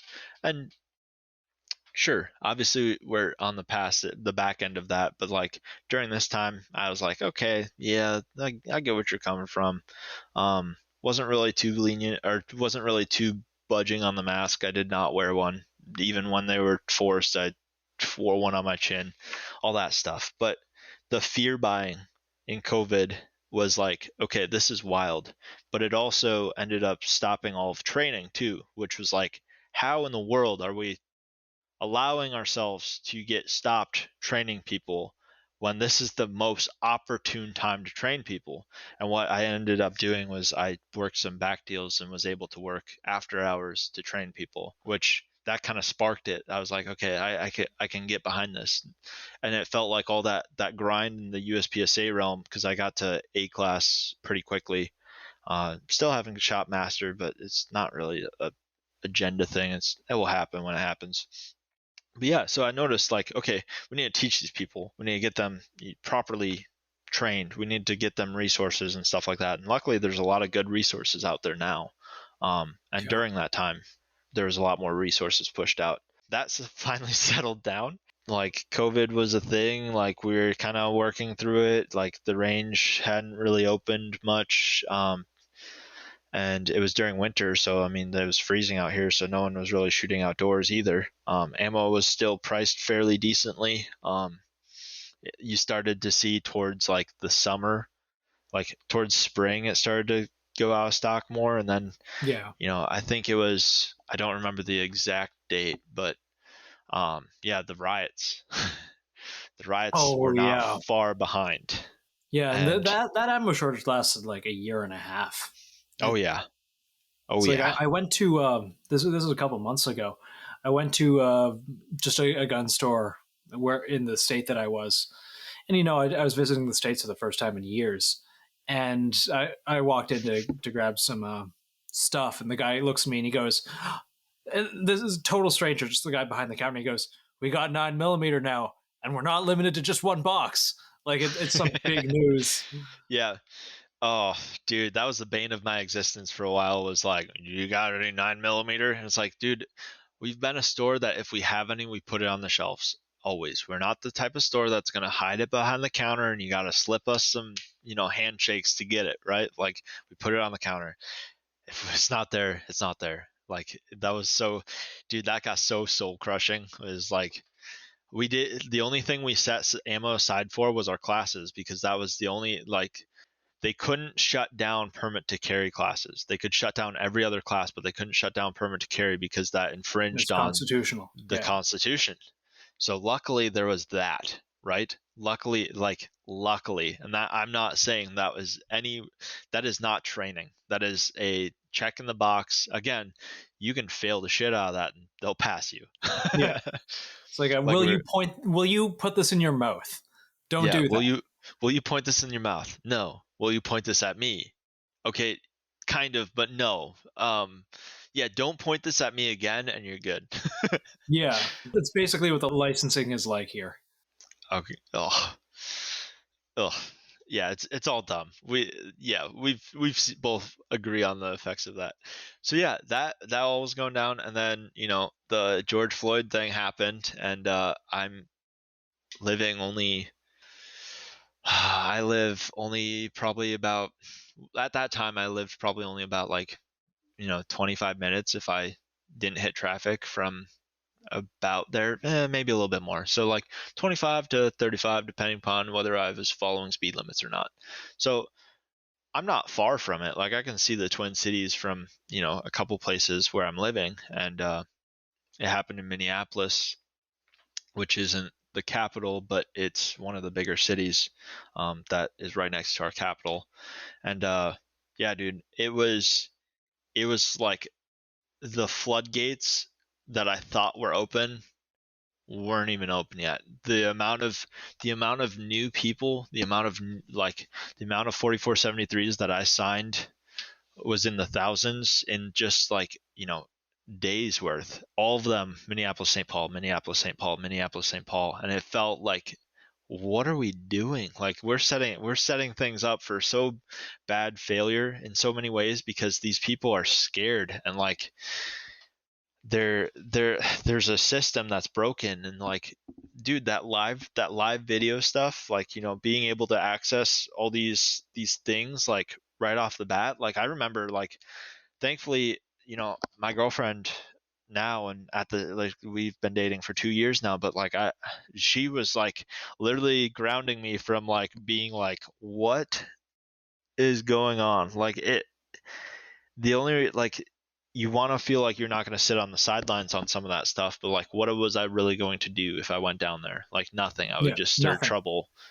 Yeah, well, we all saw what happened to a bunch of people who did. So yeah, and like I mean, I ended up getting paid to do some security stuff and like all that, and it was it was a blessing and a curse. It was a curse because I know there's people out there who, I'm not trying to restrict them. I didn't like, buy your gun. But the thing that I have a little quarrel with is, so going back to the previous conversation that we had about the education system and stuff like that, we do not have a culture right now that really has ambitious people who want to learn themselves. They think they have to go through some system or whatever and whatnot, and then we'll go through X to get Y. I will learn. I won't learn, but I will do this because this will get me a job that will pay money, so I can, I don't know, use it to buy Pokemon cards, whatever people want to buy. I don't know. Yeah, no, and like that was the thing, is I knew that the permit to carry thing is a complete joke. Like it is state revenue. Like that's all it is. It's just another way to make some money for the quote roads, even though if you drive 2 hours in Minnesota any direction, you will see that it does not all go to the roads. Oh no. Imagine if it did, dude. We would be floating on clouds, man. You would never have to buy tires. We would have hover cars. We would have heated roads with like magnetic strips. You would want to build a race car with the stiffest suspension in the world just so you could go faster on the roads. Yeah. Well, but no, that's not the case. No. It's one of those things. Like it goes back to like, I want to say like how botched and how much waste there is in the healthcare system, how much waste there is with even student loans. Again, going back to that whole thing from the beginning, it's like this is why college costs so much, because the government subsidizes it. This is why the roads are terrible despite us paying so much. I got into an argument with my dad about this a little while ago, and like we don't talk very much. I've talked about this in the podcast before. Yeah, but. Yeah, it's like, you have to pay taxes because that's how we fix the roads. And then right at that moment, because I'm driving both of us, we just like hit this big pothole. Instant justice. It's oh my god. Yeah, no, but dude, that's literally the permit to carry system. Yeah, that's why revenue. That's why so many people are working on abolishing it. And so the average person who is like, I can't teach myself anything. I can't be responsible for this. Yeah. You're like, dude, but you can. Yeah. All of this information is out there. Yeah. All of it. You can. You can though. That's the caveat. That's why I was like kind of a doomer, is like, dude, I'm telling you that like you're getting screwed by going through the checklist that I'm explaining to you that you have to go through. Even me standing here making you fill out a 4473 is too much for me. But obviously, I think in some cases, in order to be that voice, you have to insert yourself into places that you don't necessarily agree with 100%. And that's how I felt the gun store was for me. It felt like masks, dude. We eventually started wearing masks, and I was like, are you kidding? Like, really? Like, we all know. We all talk about this. We could be that standout place. And, our governor was, set up a little SS line for you to call on your neighbor and tell on any businesses. All wild stuff that I couldn't ever imagine before, like I got out of the Marine Corps and I was like, oh, the real world's pretty cool. Like nobody really fucks with me. I get to kind of go my own direction, and then that all happened. And here we are a couple of years later, and the world is a fuck, and there's a ministry of truth. Yeah, exactly. Yeah, big domino. Yeah. I don't know. Maybe we're on one of those medium-sized dominoes. We haven't seen the big medium-sized domino, but it all ends with us owning nothing and eating the bugs. Yes. So. Oh, yes. Let's wrap this up and talk about the bugs. Let's talk about food, yeah, dude. do you want to get into old creepy Klaus? Because we can. Yes, let's wrap this gun story up. But no, so eventually what happened, and it was a cool experience. I did once the training started opening up again. I got, dude, my birthday. I think I trained like 6 people that day. My like every day I was just working, trying to fit as many lessons in as possible, and it was mainly because I felt it was my duty as someone who cares about this stuff, who someone wants to see others grow. Like I had just seen myself grow with USPSA and my ability and all that stuff.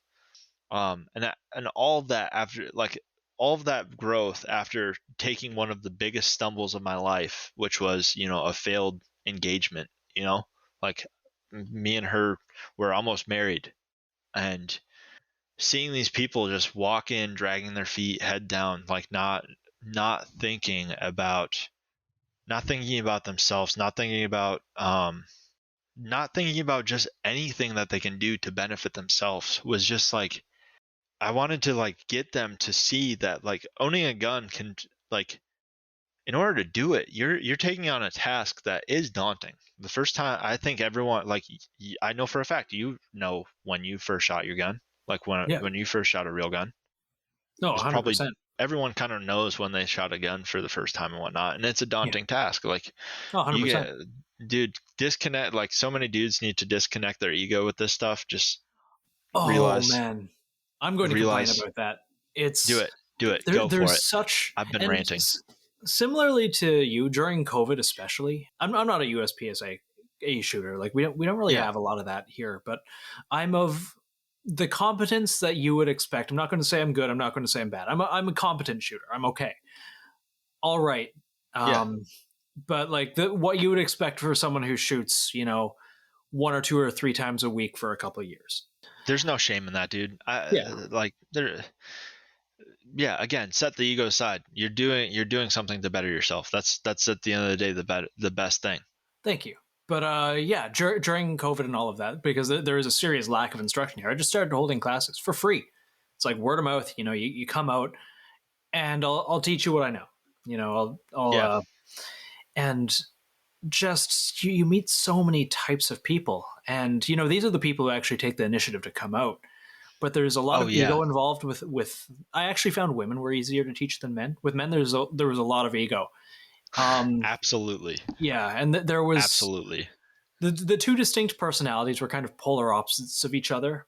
The first kind would be like watched the movie John Wick once and thinks that they are Rambo, and like I'm an excellent shooter. Like I'm amazing. You don't really have anything to teach me because I can stand at 10 yards at the indoor range and I can shoot a bullseye maybe 1 out of 3 times. I can blast away. They're all gonna stay within the circle. You're like, dude, and that's they a don't big circle. really realize there's more to shooting than like flat range, perfect environment, everything. And then there's the other personality that like treats guns like a dangerous snake. And, dude, I can't stand those. I was like the biggest bully to those people. Like I bullied people who came into the store like that. It's like, dude, if you're like what are you even doing? If you're going to be a gatekeeper because of your ego, like I'm going to stomp on your ego. I'm going to just continue to make fun of you, like, because it's dumb, dude. You can't say you're about these rights if the rights are granted through you. That's not rights. Yeah, no, I agree. Yeah, I found very quickly people would either get humbled or I found this once. I was teaching a woman and her husband, and they just bought their first 2 carbines. They had a homestead. They're doing home defense. Like that was their whole idea, and they were learning from nothing. And they both walked into the same level of proficiency, which was nothing. But the man, I think, wanted to be Rambo out of the box. He wanted to, run a course of fire and, hit all A zones and everything. Whereas his wife came with the mindset that she wanted to learn, and, she didn't have any shooting experience. couple lessons later, she's still coming back and he's not, because he didn't really take the fact he didn't do well. And, there's no bullying, there's no anything. It's just like oh, hey, you want to adjust it, this, but he didn't like the fact that his wife was progressing faster than he was. This is just one example. Yeah, no, I can confirm that too. I know plenty of cases like that. Yeah, dude, when my schedule was just completely booked with lessons, like dude, I made that sort of so much money in lessons and whatnot. And like, obviously I had to make some sort of profit for them. Otherwise I wouldn't have been able to do it. But the amount of stuff that I was doing, like, not so much under the table, but like, hey, like, let's just negate that cost. Like, I want, like, if you're here to actually learn this and you're like, asking questions and stuff like that, I'm going to take my time. I don't care. Like, I know we're doing fine. Like, we're going to make a killing tomorrow because everyone's in panic and they want to buy a gun and they want to buy ammo and they want to do this and that. Like, but yeah, dude, like, so many people forget that, like, in order to learn, like, you have to fail. Like, again, there's reoccurring trends that we keep having in this conversation. Growth is all done through failure for the most part. Sometimes you get lucky and you connect two and two together and you get to pass that bridge without, it crumbling under you. Not to sob story myself, but like, I went through like bridges crumbling left and right. Like, I got out of the Marine Corps, I got out of a shitty relationship. I saw much of what I wanted to go for feel like it was slipping out of my hands, and like, instead I kind of doubled down on the opposite. I was like, no, fuck that. I'm not getting back into this mindset. That's exactly why I got out of the Marine Corps. I didn't get out to go back to the defeated mindset that I had, and that's not an easy task for someone who just follows whatever is projected to them by society. Yeah. Where do you see that? You don't. You see this fakeness. You see people post, like, let's talk about the shooting thing. You see these people posting unrealistic times. They either don't show their hits or, oh, well, this one was from a different string or whatever, right? And you're like, dude, come on, man. It can be women, but yeah, you're right. Most men think they have to pick up a gun and they have to be good with it right away. And rightfully so. It's kind of instinct in our nature to be the protector. But the women come in and they have the mindset of, this guy obviously is in a position where he is trusted to teach this. This is a dangerous task inherently. And it is. Yeah. But one of the most common things that I told people is like, hey, you drove here, right? And they're like, yeah, like, I drive every day. Well, that's not a big deal. And I was like, you strapped yourself into a 2,000-pound vehicle and drove 70 miles an hour down the highway while other people were doing that. Did you feel scared? And they're like, no. And I was like, well, that's how I feel when I shoot a gun now. Yeah. Like, it's anything can be learned to safely. And especially, it's just like those 4 rules, the 4 basic rules of gun safety. Once people, learn those, and it's not hard, and they internalize it, you cannot have an accident that is not through your own negligence. Yep. Yeah. Oh, yeah. And so many people don't even know those 4. Yeah. There's plenty of people posturing themselves. Not even, and like, like, again, we're biased towards our hyper focuses, and like, through work and through, like, just shooting USPSA, it's pretty heavy community on Instagram and all that stuff like that. Like, obviously that happens in like Instagram, but it also happens in reality too. Like, there's gatekeepers, there's egos at gun stores that you're just like, man, like, you can like, here's where I almost start to, I wouldn't say sympathize, but on the counter side of it, you start to realize, like, okay, if you were in the opposite mindset, you did not like guns, but then finally something clicked in your head, hey, I need to, possibly learn something about this. And that's the type of ego that you were, or that's the type of personality you were introduced to it to, where, oh, it happens a lot with women, unfortunately, because the man goes, oh, you're a little woman, like, let me teach you how to shoot this J-frame or whatever. Yeah, that's, get this pink-handled 38 special. Yeah, and you just need a 22.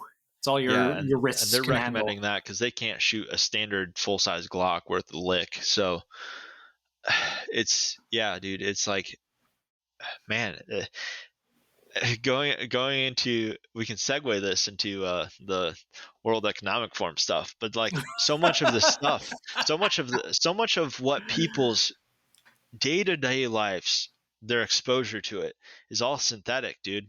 It's not even real. Like it's real, but like it's not based in reality. It's not based No, in, not at all. it's based in, like we kind of talked about before, like psychological pressures. And yeah, you have a ministry of disinformation or whatever Yeah. the hell it is now. Well, everything's so crafted. There's a narrative for everything. Once you pay attention, you can pick up distinct narrative structures in basically everything. Yeah. And I mean, dude, did you ever take a psychology class or anything like that? I was a psychology major. I did 3.5 years of it. Yes. Even better. Yes. Better. So do I you did that notice before business. Go ahead. do you notice with that, like I enjoyed my like I looked into it and I was like, yeah, doing that major doesn't seem like the route for me, because I would have to deal with other people with that major, and I don't know if I can do that. Dude, but it's so fucked. It really jades you. It really jades you. I can imagine. Does it feel like you learned something and then when you quote it to the people who also learned it, all of a sudden you're wrong? How do you mean? So you talked about like noticing trends and noticing like stuff like that, right? Yes. Little cues. You look at from like psychology's perspective, and like psychology has proved you can train, like Pavlov's dogs. Yes. You can train dogs to salivate to a bell ringing even though there's no food. Yes. And you can do the same with people. Are you familiar with the Milgram obedience experiments? Like Stanley Milgram? Refresh me. Oh my God! It's things like the bystander effect and Is that the obedience one where experiments and like they appeals had to the authority. people moaning? Sorry, is that the ones where they have like people hurting on the street or moaning on the street, and like people would just walk by and be like, whatever? Yes, in theory. I don't think Milgram ran a experiment exactly like that, but there were a few of them. For example, I believe this was Stanley Milgram as well. He ran a lot of different trials on, how easily we succumb to peer pressure and how obedient people will be towards authority. And I'll quickly get into two of them because they're tangentially related. And Yes. This is part of what really black-pilled me towards, because damn right, like you have a government, you have a corporation, you have anyone who's trying to sell you anything. Like I know for a fact that Facebook has teams of behavioral psychologists. McDonald's has behavioral psychologists. Yes. Oh, marketing teams have behavioral psychologists. Yeah, dude. Like, yeah. I hate it. Like, the more I learn about marketing, and the more I have to like it's tolerate awful. that type of stuff. It sucks, dude. It's like you're just like, if your product's really worth a lick, like it should sell, right? But no, absolutely. Anyways, so his experiment or his theory. So in this experiment, again by Stanley Milgram in the 1960s, they were inspired by the Nuremberg trials, and everyone going and saying, "Oh, well, I was told to." It was authority. An authority figure told me to, kill this person, commit this atrocity, etc. So it was testing the effect of authority on, causing people to, kill or do any heinous action. So you had the subject come in, and that they were given a device, and they had an actor in the other room, which they did not know was an actor. The actor was wired to some electrodes that would give them a slight shock to a severe shock to what was just labeled on the machine as XXX. So the subjects were paid for turning up, and they were told to, I believe, ask questions to the actor who's in the other room. And every time the actor got a question wrong, they would have to shock the actor. So the actor would just act like they're being shocked, but the actual subject thought they were actually electrocuting these people. And they were told at the very beginning, don't turn it up to XXX. So you might kill them. You might actually, like after severe shock, you will put the subject in very severe danger. And the actor would continue to purposely get questions wrong, and the shock would go up and up and up. And eventually it got to the point where the actor was pleading to be let go. And the people running the experiment say, no, shock them again, shock them more, like up the voltage. And the way that they found they could get a very, very high rate of tolerance for this, and a high level of compliance with hurting people, is if one, the authority figure looked like an authority figure, so a lab coat, a uniform, etc., and two, they spoke in an authoritative voice, and they said that they would take all responsibility. And a significant portion of a majority of people actually went to the highest setting and killed the actor. Well, quote, killed, unquote, Yeah. as far as I know. Yeah. And that was one of a series of experiments that he did. You could not get away with this these days. Ethics No. boards would stop you. Oh, dude. Yeah. Every psychology class that I ever took, I was always interested in the more early stuff, because it's all board driven now. It's all theory. There's ethics boards for everything, which isn't necessarily a bad thing, but it does take all the fun out of it. There's ethic boards for a lot of it, but like even the stuff that wouldn't necessarily need an ethics board is also like, oh well, you can't do this to, like, I'm not I'm not saying like let's do human experiments, but dude, no, it's like you list stuff like that, and like those are findings, right? And every single time, like those are still valid. That's valid research still today in psychology, in my understanding. They wouldn't run it again, but you quote that stuff, and then you bring up the Nuremberg trials. Like the Nuremberg trials was the biggest public display of what men would do. And there's a book on this that I have on my list that kind of talks about this subject, called Ordinary Men, because that's essentially what it was.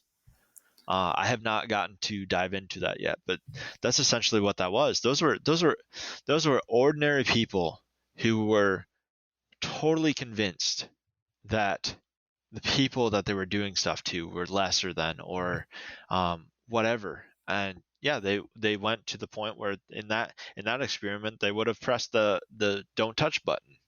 Yeah.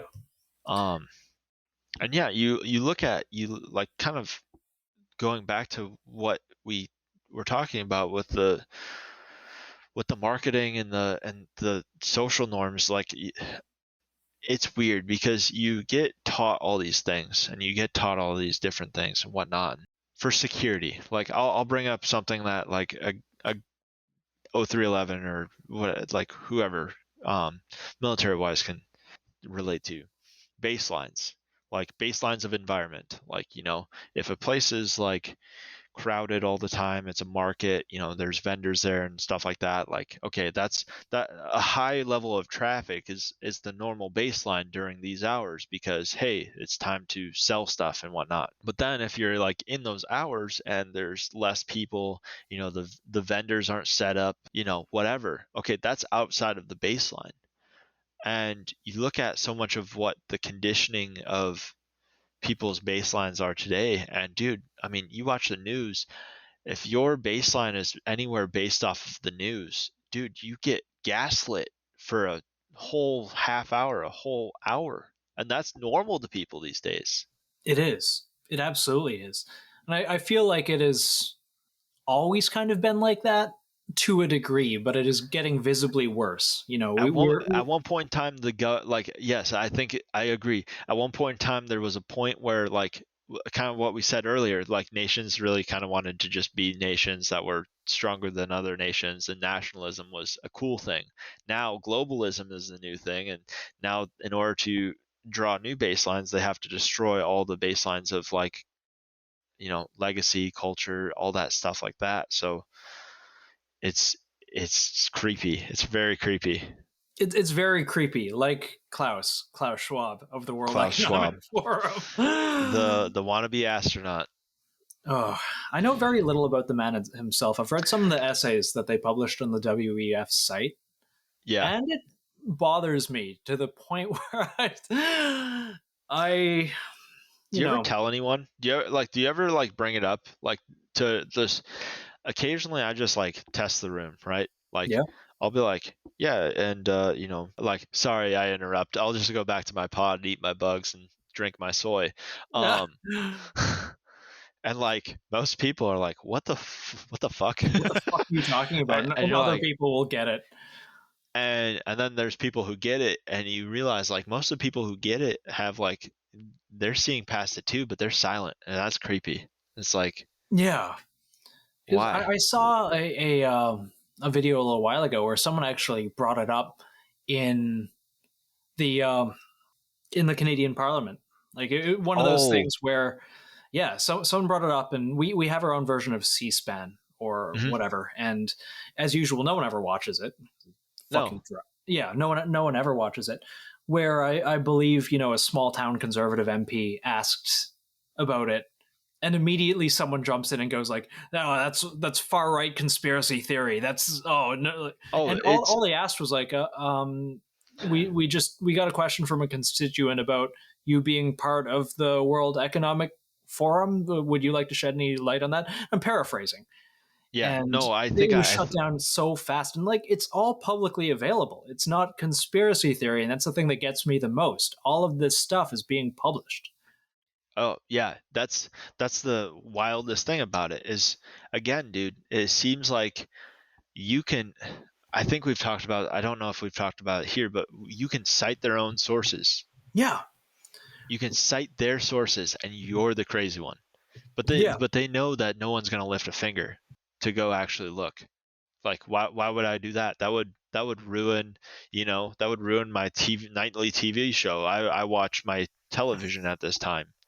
Well, I think too, people don't like being uncomfortable. And thinking about things that are outside of people's control, there always has to be, you know, you have to be able to take care of the problem, or, you know, someone you know has to be able to take care of the problem, or the police have to be taking care of the problem, or the government has to take care of the problem. And this is so much bigger than that. Yeah. Something that Drew said on here was like, I felt like it was he well, I'm quoting him. He I said like Drew. that He's a fun guy. Oh, I love Drew. Drew's a good Yeah. dude. It was a lot of fun at Iron Horse with him, and Yeah. all that good stuff. We got to beam kids in the face with airsoft BBs. I'm hoping to make it out to one of those with you guys. Yeah, no, dude. If I'm planning on doing another one of those, so I will keep in touch with you on those. But Absolutely. no, he said, like, I remember listening to him on here, and he said that he felt like it was selfish to think that some other person is going to step into his life and come save him. Yeah, but Like- it's not a view that most other people have. He's Yeah. grown into that, but most people assume that someone else will take care of the problem, and that's a lot of how we're, you know, raised and taught these days. Oh Just is. yeah, it's ignoring the elephant. Let the elephant get too big until it crushes you, and then you're like, well, I wish I wouldn't have let that elephant crush me, but now I don't have any. You know, I can't move it. It's too big. It all ties back to the polarity. Like how is anyone going? Like, let's say the elephant's painted a different color for each person, and then like I don't know, man. It's weird. It's so weird. How do you make them move in together for their best interest when they're so polarly divided? Absolutely, but people find it much easier to blame their fellow man. It's like for all the world's problems than it is to actually point their finger at people who pull the strings. It's a lot easier to, you know, point at your neighbor who, you know, votes the other way than you and say you are responsible for all the evils in the world than it is for people who actually make policy. Yeah. It's all a shame. Oh, funny story. Kind of funny story. I don't know. It might paint me in bad light, but who cares? Anyways, people can make their assumptions. So, yeah, going back to the whole school thing and me being in it, my school seems to have this moral conflict. I go to a school that says it's based in the Lutheran faith, and you know, the New teachings university? of God. Yeah. This is a private college. I'm not going to name it because I'd like to graduate this next semester.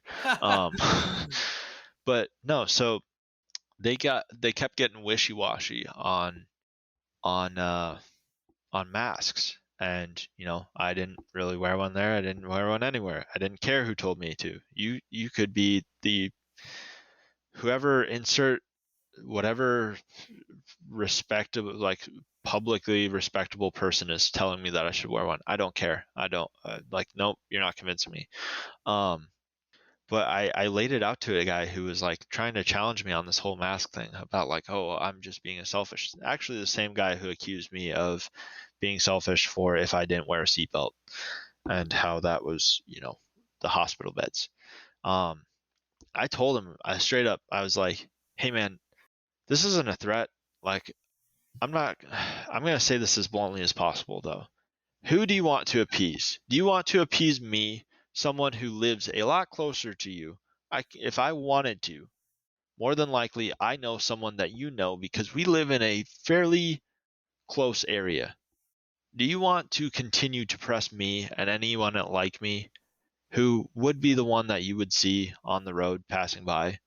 Or do you want to appease someone who makes policy who has no impact in your life unless you let them? Yeah. But Which one? That's Which exactly one, dude? it. I'm physically standing in front of you. If I wanted to, I could harm you. I don't want to harm you. But which one do you want to appease? It's kind of funny how it worked, because I think a lot of that was designed to give people, one, a target, but two, a way to feel power and control over a situation that was they were both powerless over and unable to control. And I feel like people really latched onto that. I saw an interesting video from around the time of the convoy protests coming out of Ottawa, where someone was shopping without a mask in a Home Depot, and a man comes out of nowhere and starts yelling at this person and like, put a mask on, like it's the rules, you're supposed to. And I'm not going to give anyone shit for doing it or not doing it. It's not my issue. At the end of the day, it issue. was supposed to be your choice. It's supposed to, yeah, whatever. And the guy, he calls over the manager, and the manager just goes, oh, well, we're not enforcing the mask policy.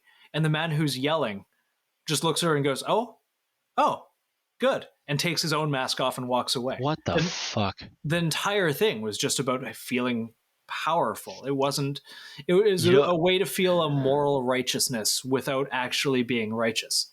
You know, okay, so here's a thing from gun industry wise, SHOT Show masks. Ooh, I saw the Geisley masks. Oh dude, I'm embarrassed for them.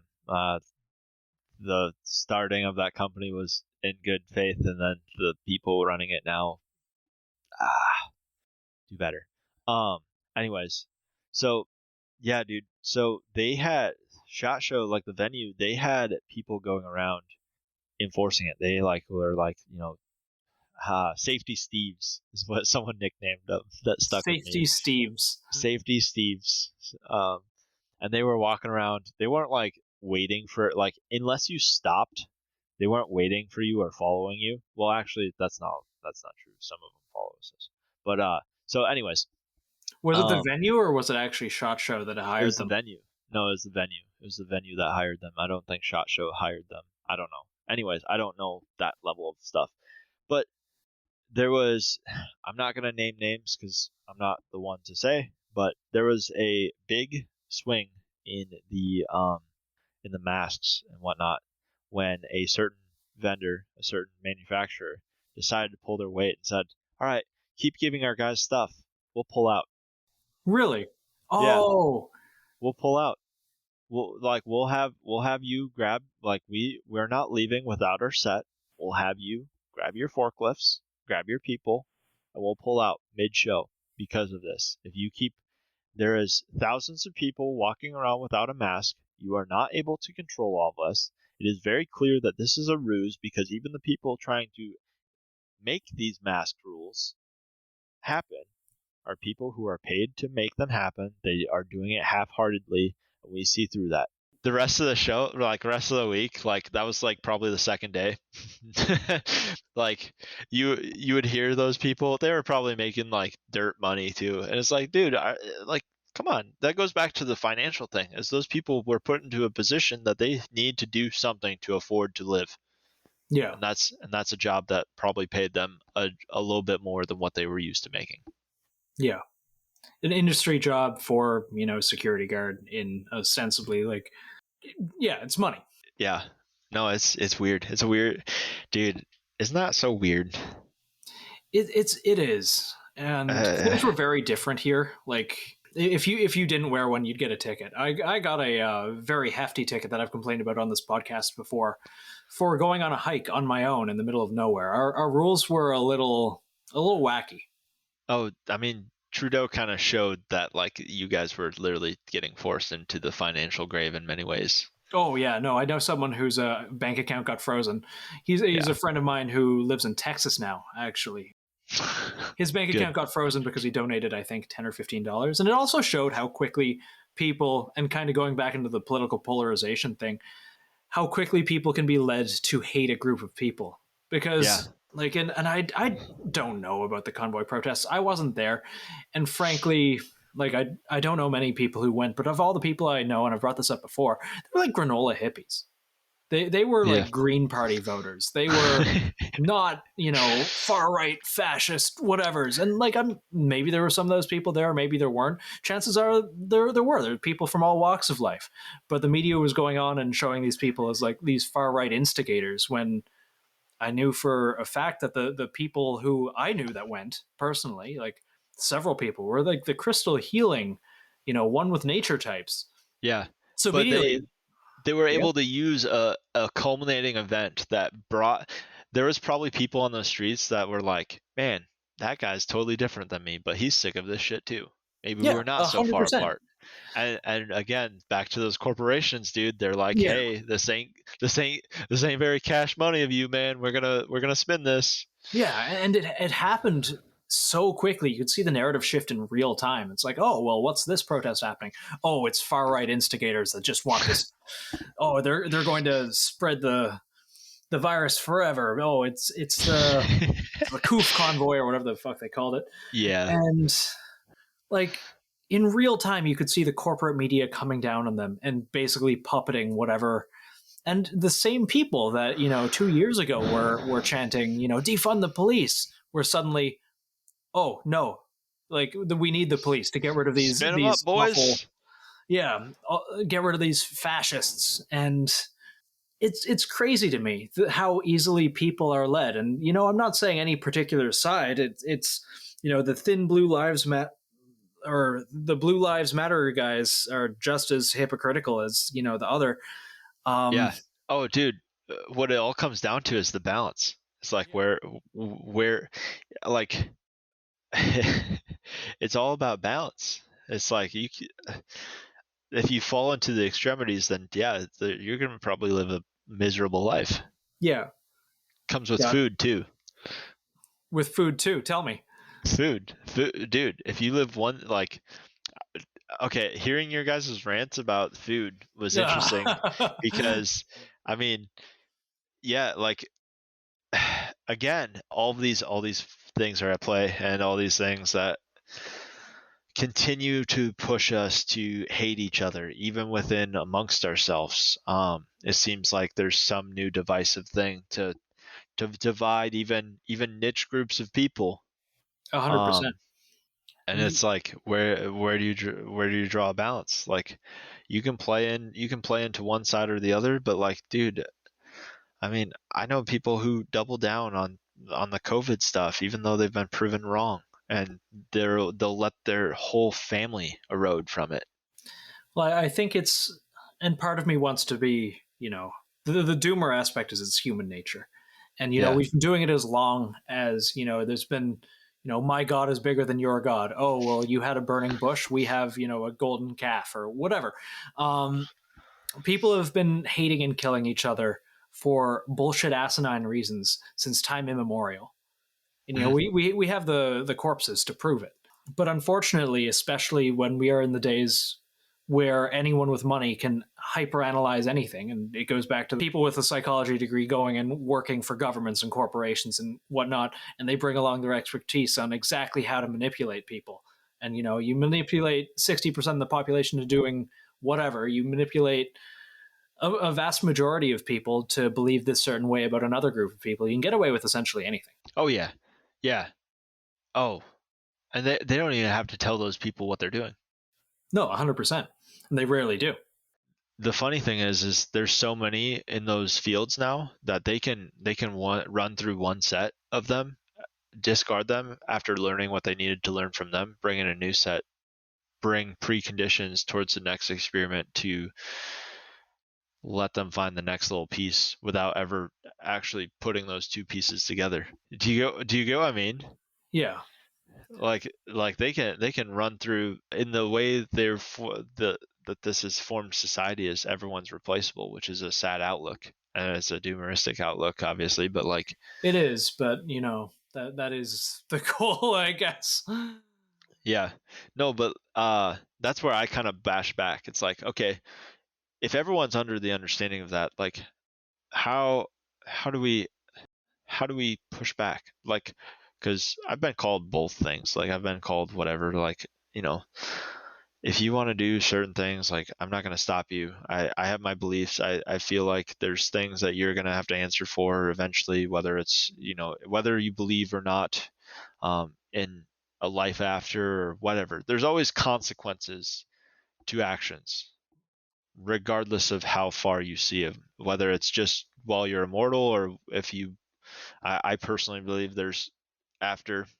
I believe there's other bigger goals in life, and yeah, it's weird how they get to the point where, man, people just throw things away all the time, and it's just consumerism all the time.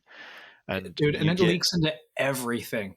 You get jealous to see that there was a point in time where people made stuff to last.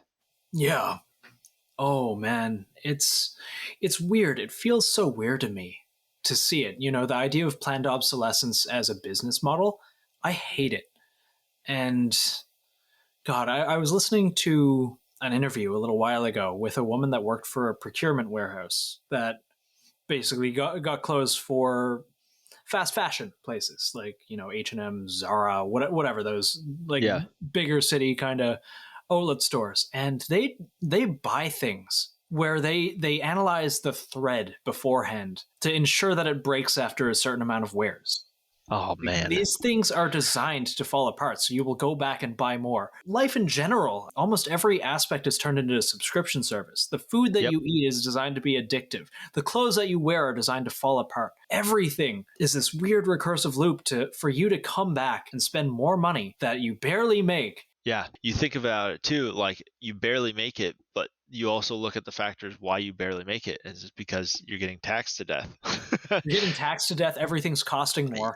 You're getting taxed to death. Everything's designed to break. Everything's designed to be a consumable rather than. I saw a meme, and it was not so much a meme. It was just literally historical truth when it's like, a 15th century peasant, and he's got this Boolin house that's made out of like wood and brick, and sure, his roof may be made out of like lesser materials, and he'll have to fix it sooner and whatnot. But like all those materials were stuff that he could source himself without spending money. It was just labor. Now we spend money, and arguably there's still labor, but yeah, you buy something and it's designed to just fall apart on you eventually, which is a weird thing in the gun industry, because by making good products, people are like, the gun industry, in my opinion, is one of the few areas that still makes a product that's designed to last. Yes, because if they don't, then they won't compete well. People who buy a firearm usually buy it to last. Yeah, and then that's the thing where they're like, okay, there's everyone says they're gonna just get one and train with it or whatever, but like, let's be real, it's fun to try new things. It's fun to be able to spend the extra money that we get and all that stuff. So like, I like experiencing new things. I still have the same Glock 17 that I started on. I ended up upgrading my rifles. I have a couple extra ones, stuff like that, but that's because I enjoy this. But like, yeah, dude, I don't know, man, it's weird because you wanna say that things are built to last, but yeah, like you said, so much of it is subscription. So much of it is like, We got to make sure that it has a shelf life so we can throw it away later, so we can make new ones, so we can write those off. That's yeah. Wear something till it breaks, or you get bored of it. Donate it to a thrift store, a big box thrift store, and oh god, don't even fucking get me started on these. Who eventually end up sending all of their unwanted thrift clothing to like poor countries, which eventually ends up nuking the economies of those countries in terms of like their clothing production or people who want to buy, sell, or manufacture clothing. Because they're flooding the markets with all this cheap crap that no one from the Western world wants. It's actually quite a problem when you look into it. One of the words you guys were looking for on your food podcast was gluttony. Yes. And that I was like, come on, guys, you know this one. But gluttony, no, it's a real thing. We live in such excess right now that like, we can like nickel and dime over these little things as a culture and turn them into huge things. And some of those cultures, like you said, yeah, those donations that are charitable in our mind are really killing their success because. Yeah, why would I buy a shirt that's made here that's, $10 more when I can get a shirt that was donated because the Yankees didn't win the World Series over the Dodgers? Yeah. It's sad. It's genuinely so sad. There's always consequences. And I think people forget that. Hell is paved with good intentions. And so many things that were done and, people voted for, people decided are good because it looks good on paper, actually have horrible consequences down the road. A good one would be like rent control, actually. Oh, that one's terrible. I've seen stickers on street signs around my school that have that, and I'm like, if I see the dumbass putting that up, I'm gonna. It's you're taking economics, and anyone who knows, we've had it for a little while. Rent control here, I think it's capped at 1 or 2% a raise per year, and our real estate market has disappeared. No one's making apartments anymore. It's entirely just condos or residential areas. Why would you want to? Your return on investment of building that is nothing. Absolutely. Especially with the rate of inflation, you're never going to make that back. Like you're going to be, your sunken cost in initial investment is going to be terrible in that type of economy because you can't even charge a competitive rate for a new property. You can't. It's and all the places that are still charging their tenants, the smaller amount, they're doing their best to get rid of people. Yeah. The buildings are falling into disrepair, and as soon as that tenant moves out, damn right, that place is going to be renovated and turned into a luxury apartment and sell for triple. Yeah. Question: do you think that goes back into the mindset that most people don't seem to want to reflect?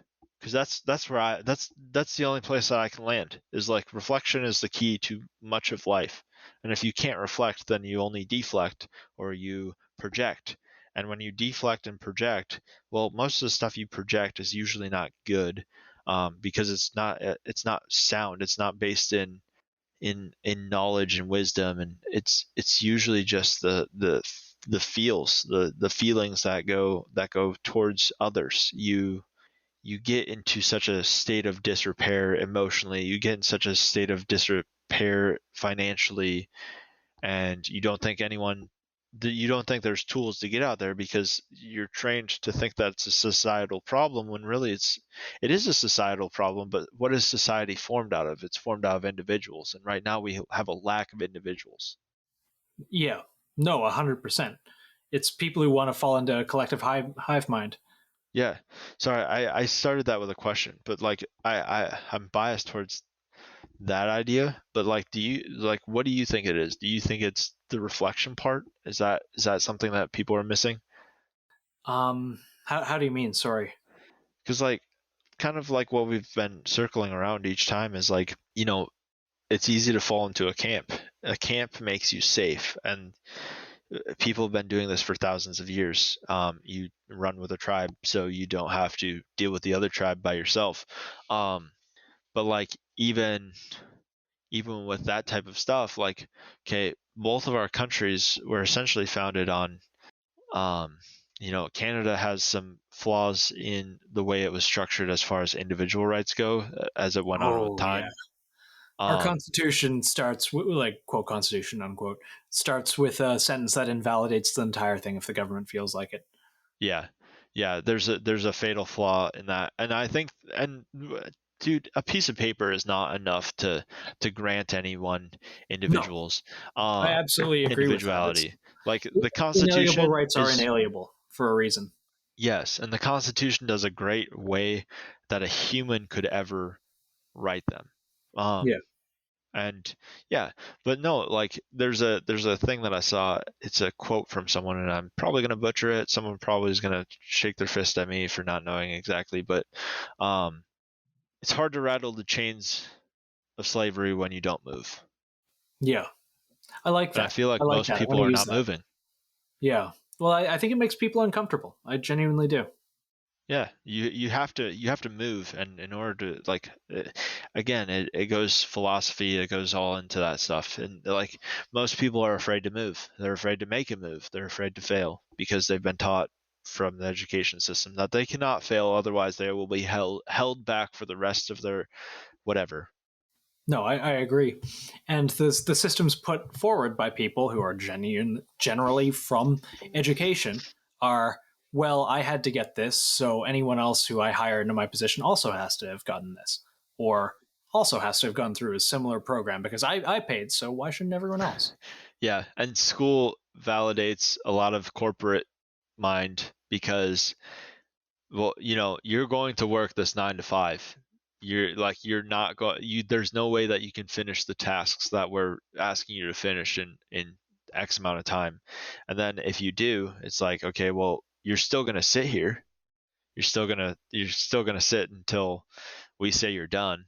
And school validates a lot of that because, like, dude, some of the classes that you're forced to take, if you were like, okay, I have to take this, but once I'm done with these things, once I understand the concepts, all that stuff, like, I'm done, right? If you were able to just be like, I'm going to knock out all the homework and I'm going to knock out everything, I'm going to learn all this in 1 month, I'll take the test when I get to the end of the chapter or whatever. Well, how are they supposed to charge you for how many months that you're supposed to be there? They can't, because he took way too much initiative. And now, what are we supposed to do with him? We can't charge him for staying in the housing for whatever. But yeah, it's like people bottleneck themselves so much unknowingly by playing in too much of these systems. No, absolutely. It makes me genuinely sad. But no, I truly don't think that a lot of people are even capable of introspection. I wish I wasn't that jaded, but but I haven't been proved wrong yet, and I really wish something will come along and prove me wrong. Dude, I think there's powerful forces that we don't fully understand too. I think you guys have had him on here, Chris. Geraldo. Yeah, I love that guy. We recorded an episode with him, but it never came out. Oh man, we meant back. To. Yeah, we want to get him back. I text him on Instagram, and I should get his number because someday we're all gonna get wiped off there. Oh but, yeah, dude, no, 100%. Me, like that dude is on. That dude is on it. I like him. I also really appreciate the fact he's humble enough to know when he's wrong. Oh yeah. Oh, he puts out all the time. He's like, "Yo, if you listened to me back then, stop listening to that." Yeah. No, and that takes a certain personality to be able to humble yourself, especially to everyone. Yeah. And I really like the guy. The only reason we haven't released his episode is because we wanted to we kind of started at 100. We want to start at 1 and then just release it 2. Yeah. No, that makes sense, man. Yeah. I gotta mention this, and shoot. another person. I think I'm not telling you how to run your show, but you mentioned that you do know Luke, so you should definitely have Luke on here. I like Luke. He's Luke, a good guy, and he Luke also has a soothing voice that would probably do better than mine. But me and him follow this guy called Carnival Aurelius, and that dude he's on Instagram, carnivore Aurelius. Like he kind of took Marcus Aurelius and turned it into carnivore Aurelius. That dude is such a like talk about breaking the chains of stigma of like needing to fit in. It's you don't need to fit in. You just need to find something that you're good at to do the things that you want.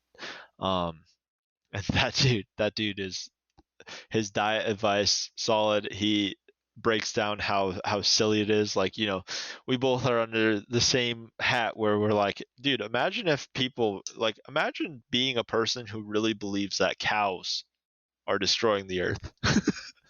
Actually, oh my god. Well, we know that cows are destroying the earth, and we have to move to bug protein. Otherwise, global warming will kill us, I guess. Yes. Oh, dude. 20 Blade Runner 2049 had like a scene where he's like, I'm a protein harvester, and he pulls out a handful of maggots. I'm like, dude, this isn't even funny. Like, this is literally what they want. They show us in the Hollywood movies as well. Like, this is a good movie. I enjoy it. Vibey. But like, fuck, this is telling. Snowpiercer. You ever see that? No. Yeah, they're harvesting bugs for protein use. My mind jumps to, and I've said this in a previous episode, whenever I want to know what the current administration or, the powers that be or anything are thinking, I look at the Washington Post opinions section and I see what the spooks are writing. And you can say that about any major publication, and the amount of stuff that's like, yes, we need to move away from meat. We need to do the bugs. We need to, get the idea of home ownership out of our minds forever because it's outdated and it makes you old. We need to stop eating meat because, farming is destroying culture, and we need to start looking into bug protein for this isn't being written by individuals. It's coordinated. Maybe some of it is, maybe some of it isn't, but I think it goes to the idea they can plant that in one person's head, and then like they run with it, and then they disregard that person when they step out of line. Yeah, it's a self-fulfilling prophecy at this point. Like the idea is out there, and I think it's being fostered actively. But it's not just eat the bugs, eat the soy. It's easy to say, but that's not even remotely the most nefarious thing that I see, and that worries me. Yeah, no, you're right, because like it goes back to that conditioning. It goes back to the psychological thing that they can study all day and not have any consequences for. But yeah, dude, no, okay, if they've made it this far, they're obviously interested in this stuff. But I challenge anyone who listens to this, start looking how much soy is just put in your food.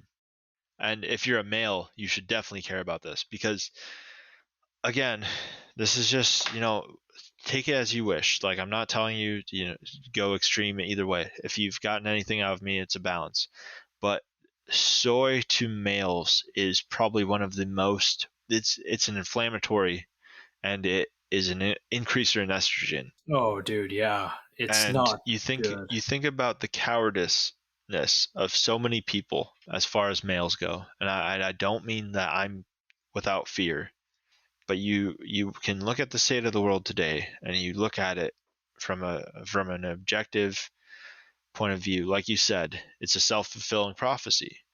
They can openly brag about so much because they know that the average person is not probably going to really feel like they can do anything about it.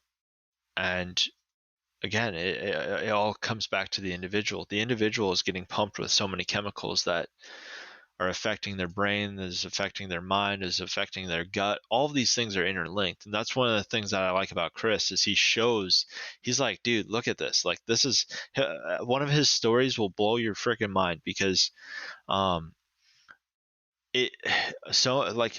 we have this bias today where we think we're talking over some very advanced technology, but we think that we're this smart, different race of human beings, and it's like, no, but we have devalued some of the more core aspects of life. You can go about your day being horribly obese, and there are plenty of products that will make your life, I wouldn't say easy, but doable. You can continue your life being horribly obese. You can continue all this stuff. You can be poisoned every day by pharmaceuticals. You can be poisoned every day by this, because they just keep continuing to sell something to you.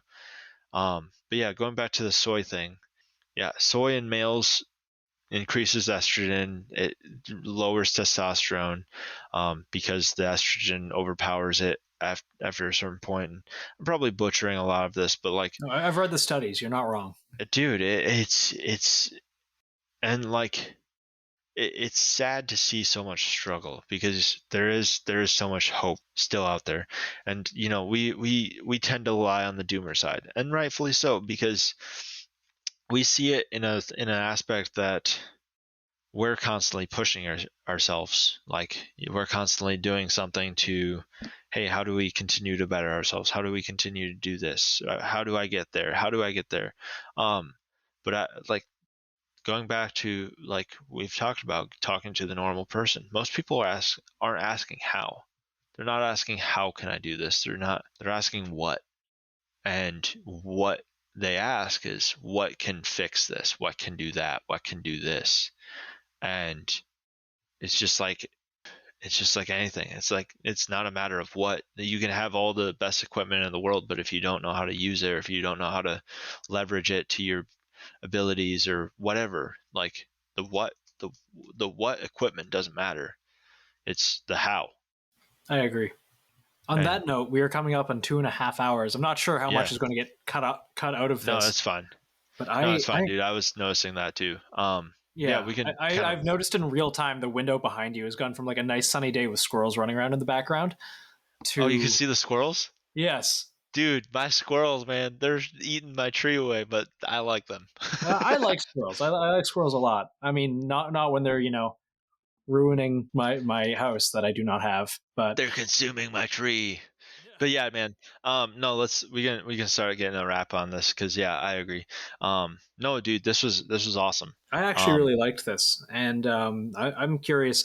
I want to get more into the WEF, and we align a lot of fun issues that I really enjoy talking about. So I just don't want to keep you forever. No, dude. I don't want to hold. I noticed too, your podcasts are usually about 2 hours, so I did realize that as well. Oh, dude, don't worry about it. I'm having a lot of fun. I wouldn't have actually noticed if I didn't look up and notice. But yeah, dude. No, this is fun, and like, as far as a lot of this goes, it's like, obviously, dude, it's like, you're more than illustrations. You're more than in this podcast. You have your own world of experience, and that's the cool thing about this format, is like, we came together because we like guns and we despise the WF and stuff hate like the that. Antichrist. Yeah, I hate the Antichrist. I hate the Antichrist. But then, like, dude, it's like, there's something about this world that, like, we are able to come to our senses and be like, hey, I fucked up, I agree. or hey, like, humility is a big thing in this industry. Is like, hey, have some humbleness. Root words of humility and humble are both human, are of him, which is human. And you take humility and humbleness out of society and you lose humanity. I like that. Etymology actually really fascinates me, and I hadn't heard that one. The people who made these languages were not dumb. No, not at all. People look back on the people of old and as being stupid and backwards, and they really weren't. They weren't. No. So they had some of the most groundings, some of the most solid groundings in existence ever are being looked at as uncivilized. And if what a lot of the systems we have today is considered civil, which it isn't, because there's a definition of civil, and we are pretty barbaric in a lot of ways. Absolutely. Well, I don't want to take a part of that. So I'm going to hopefully marry this woman and have kids and teach them. That's if we want to close on something, let's close on something positive. I was going to ask you actually, Collin, as we end every episode now, we are going to use our unashamedly stolen format and ask you for some dad advice. So whatever you're about to say is going to segue perfectly into it. Perfect.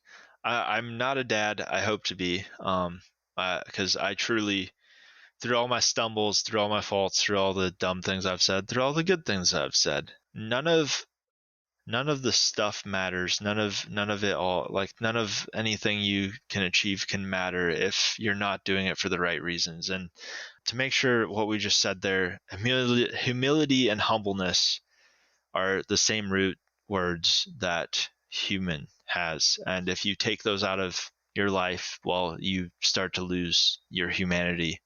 And yeah, man, I think that's something that's overlooked. I think we want to all beat our chests, and rightfully so. We want to be proud of ourselves. But where I'm most proud of myself, and I hope where others can start seeing more pride in themselves, is through their faults, because we all have them.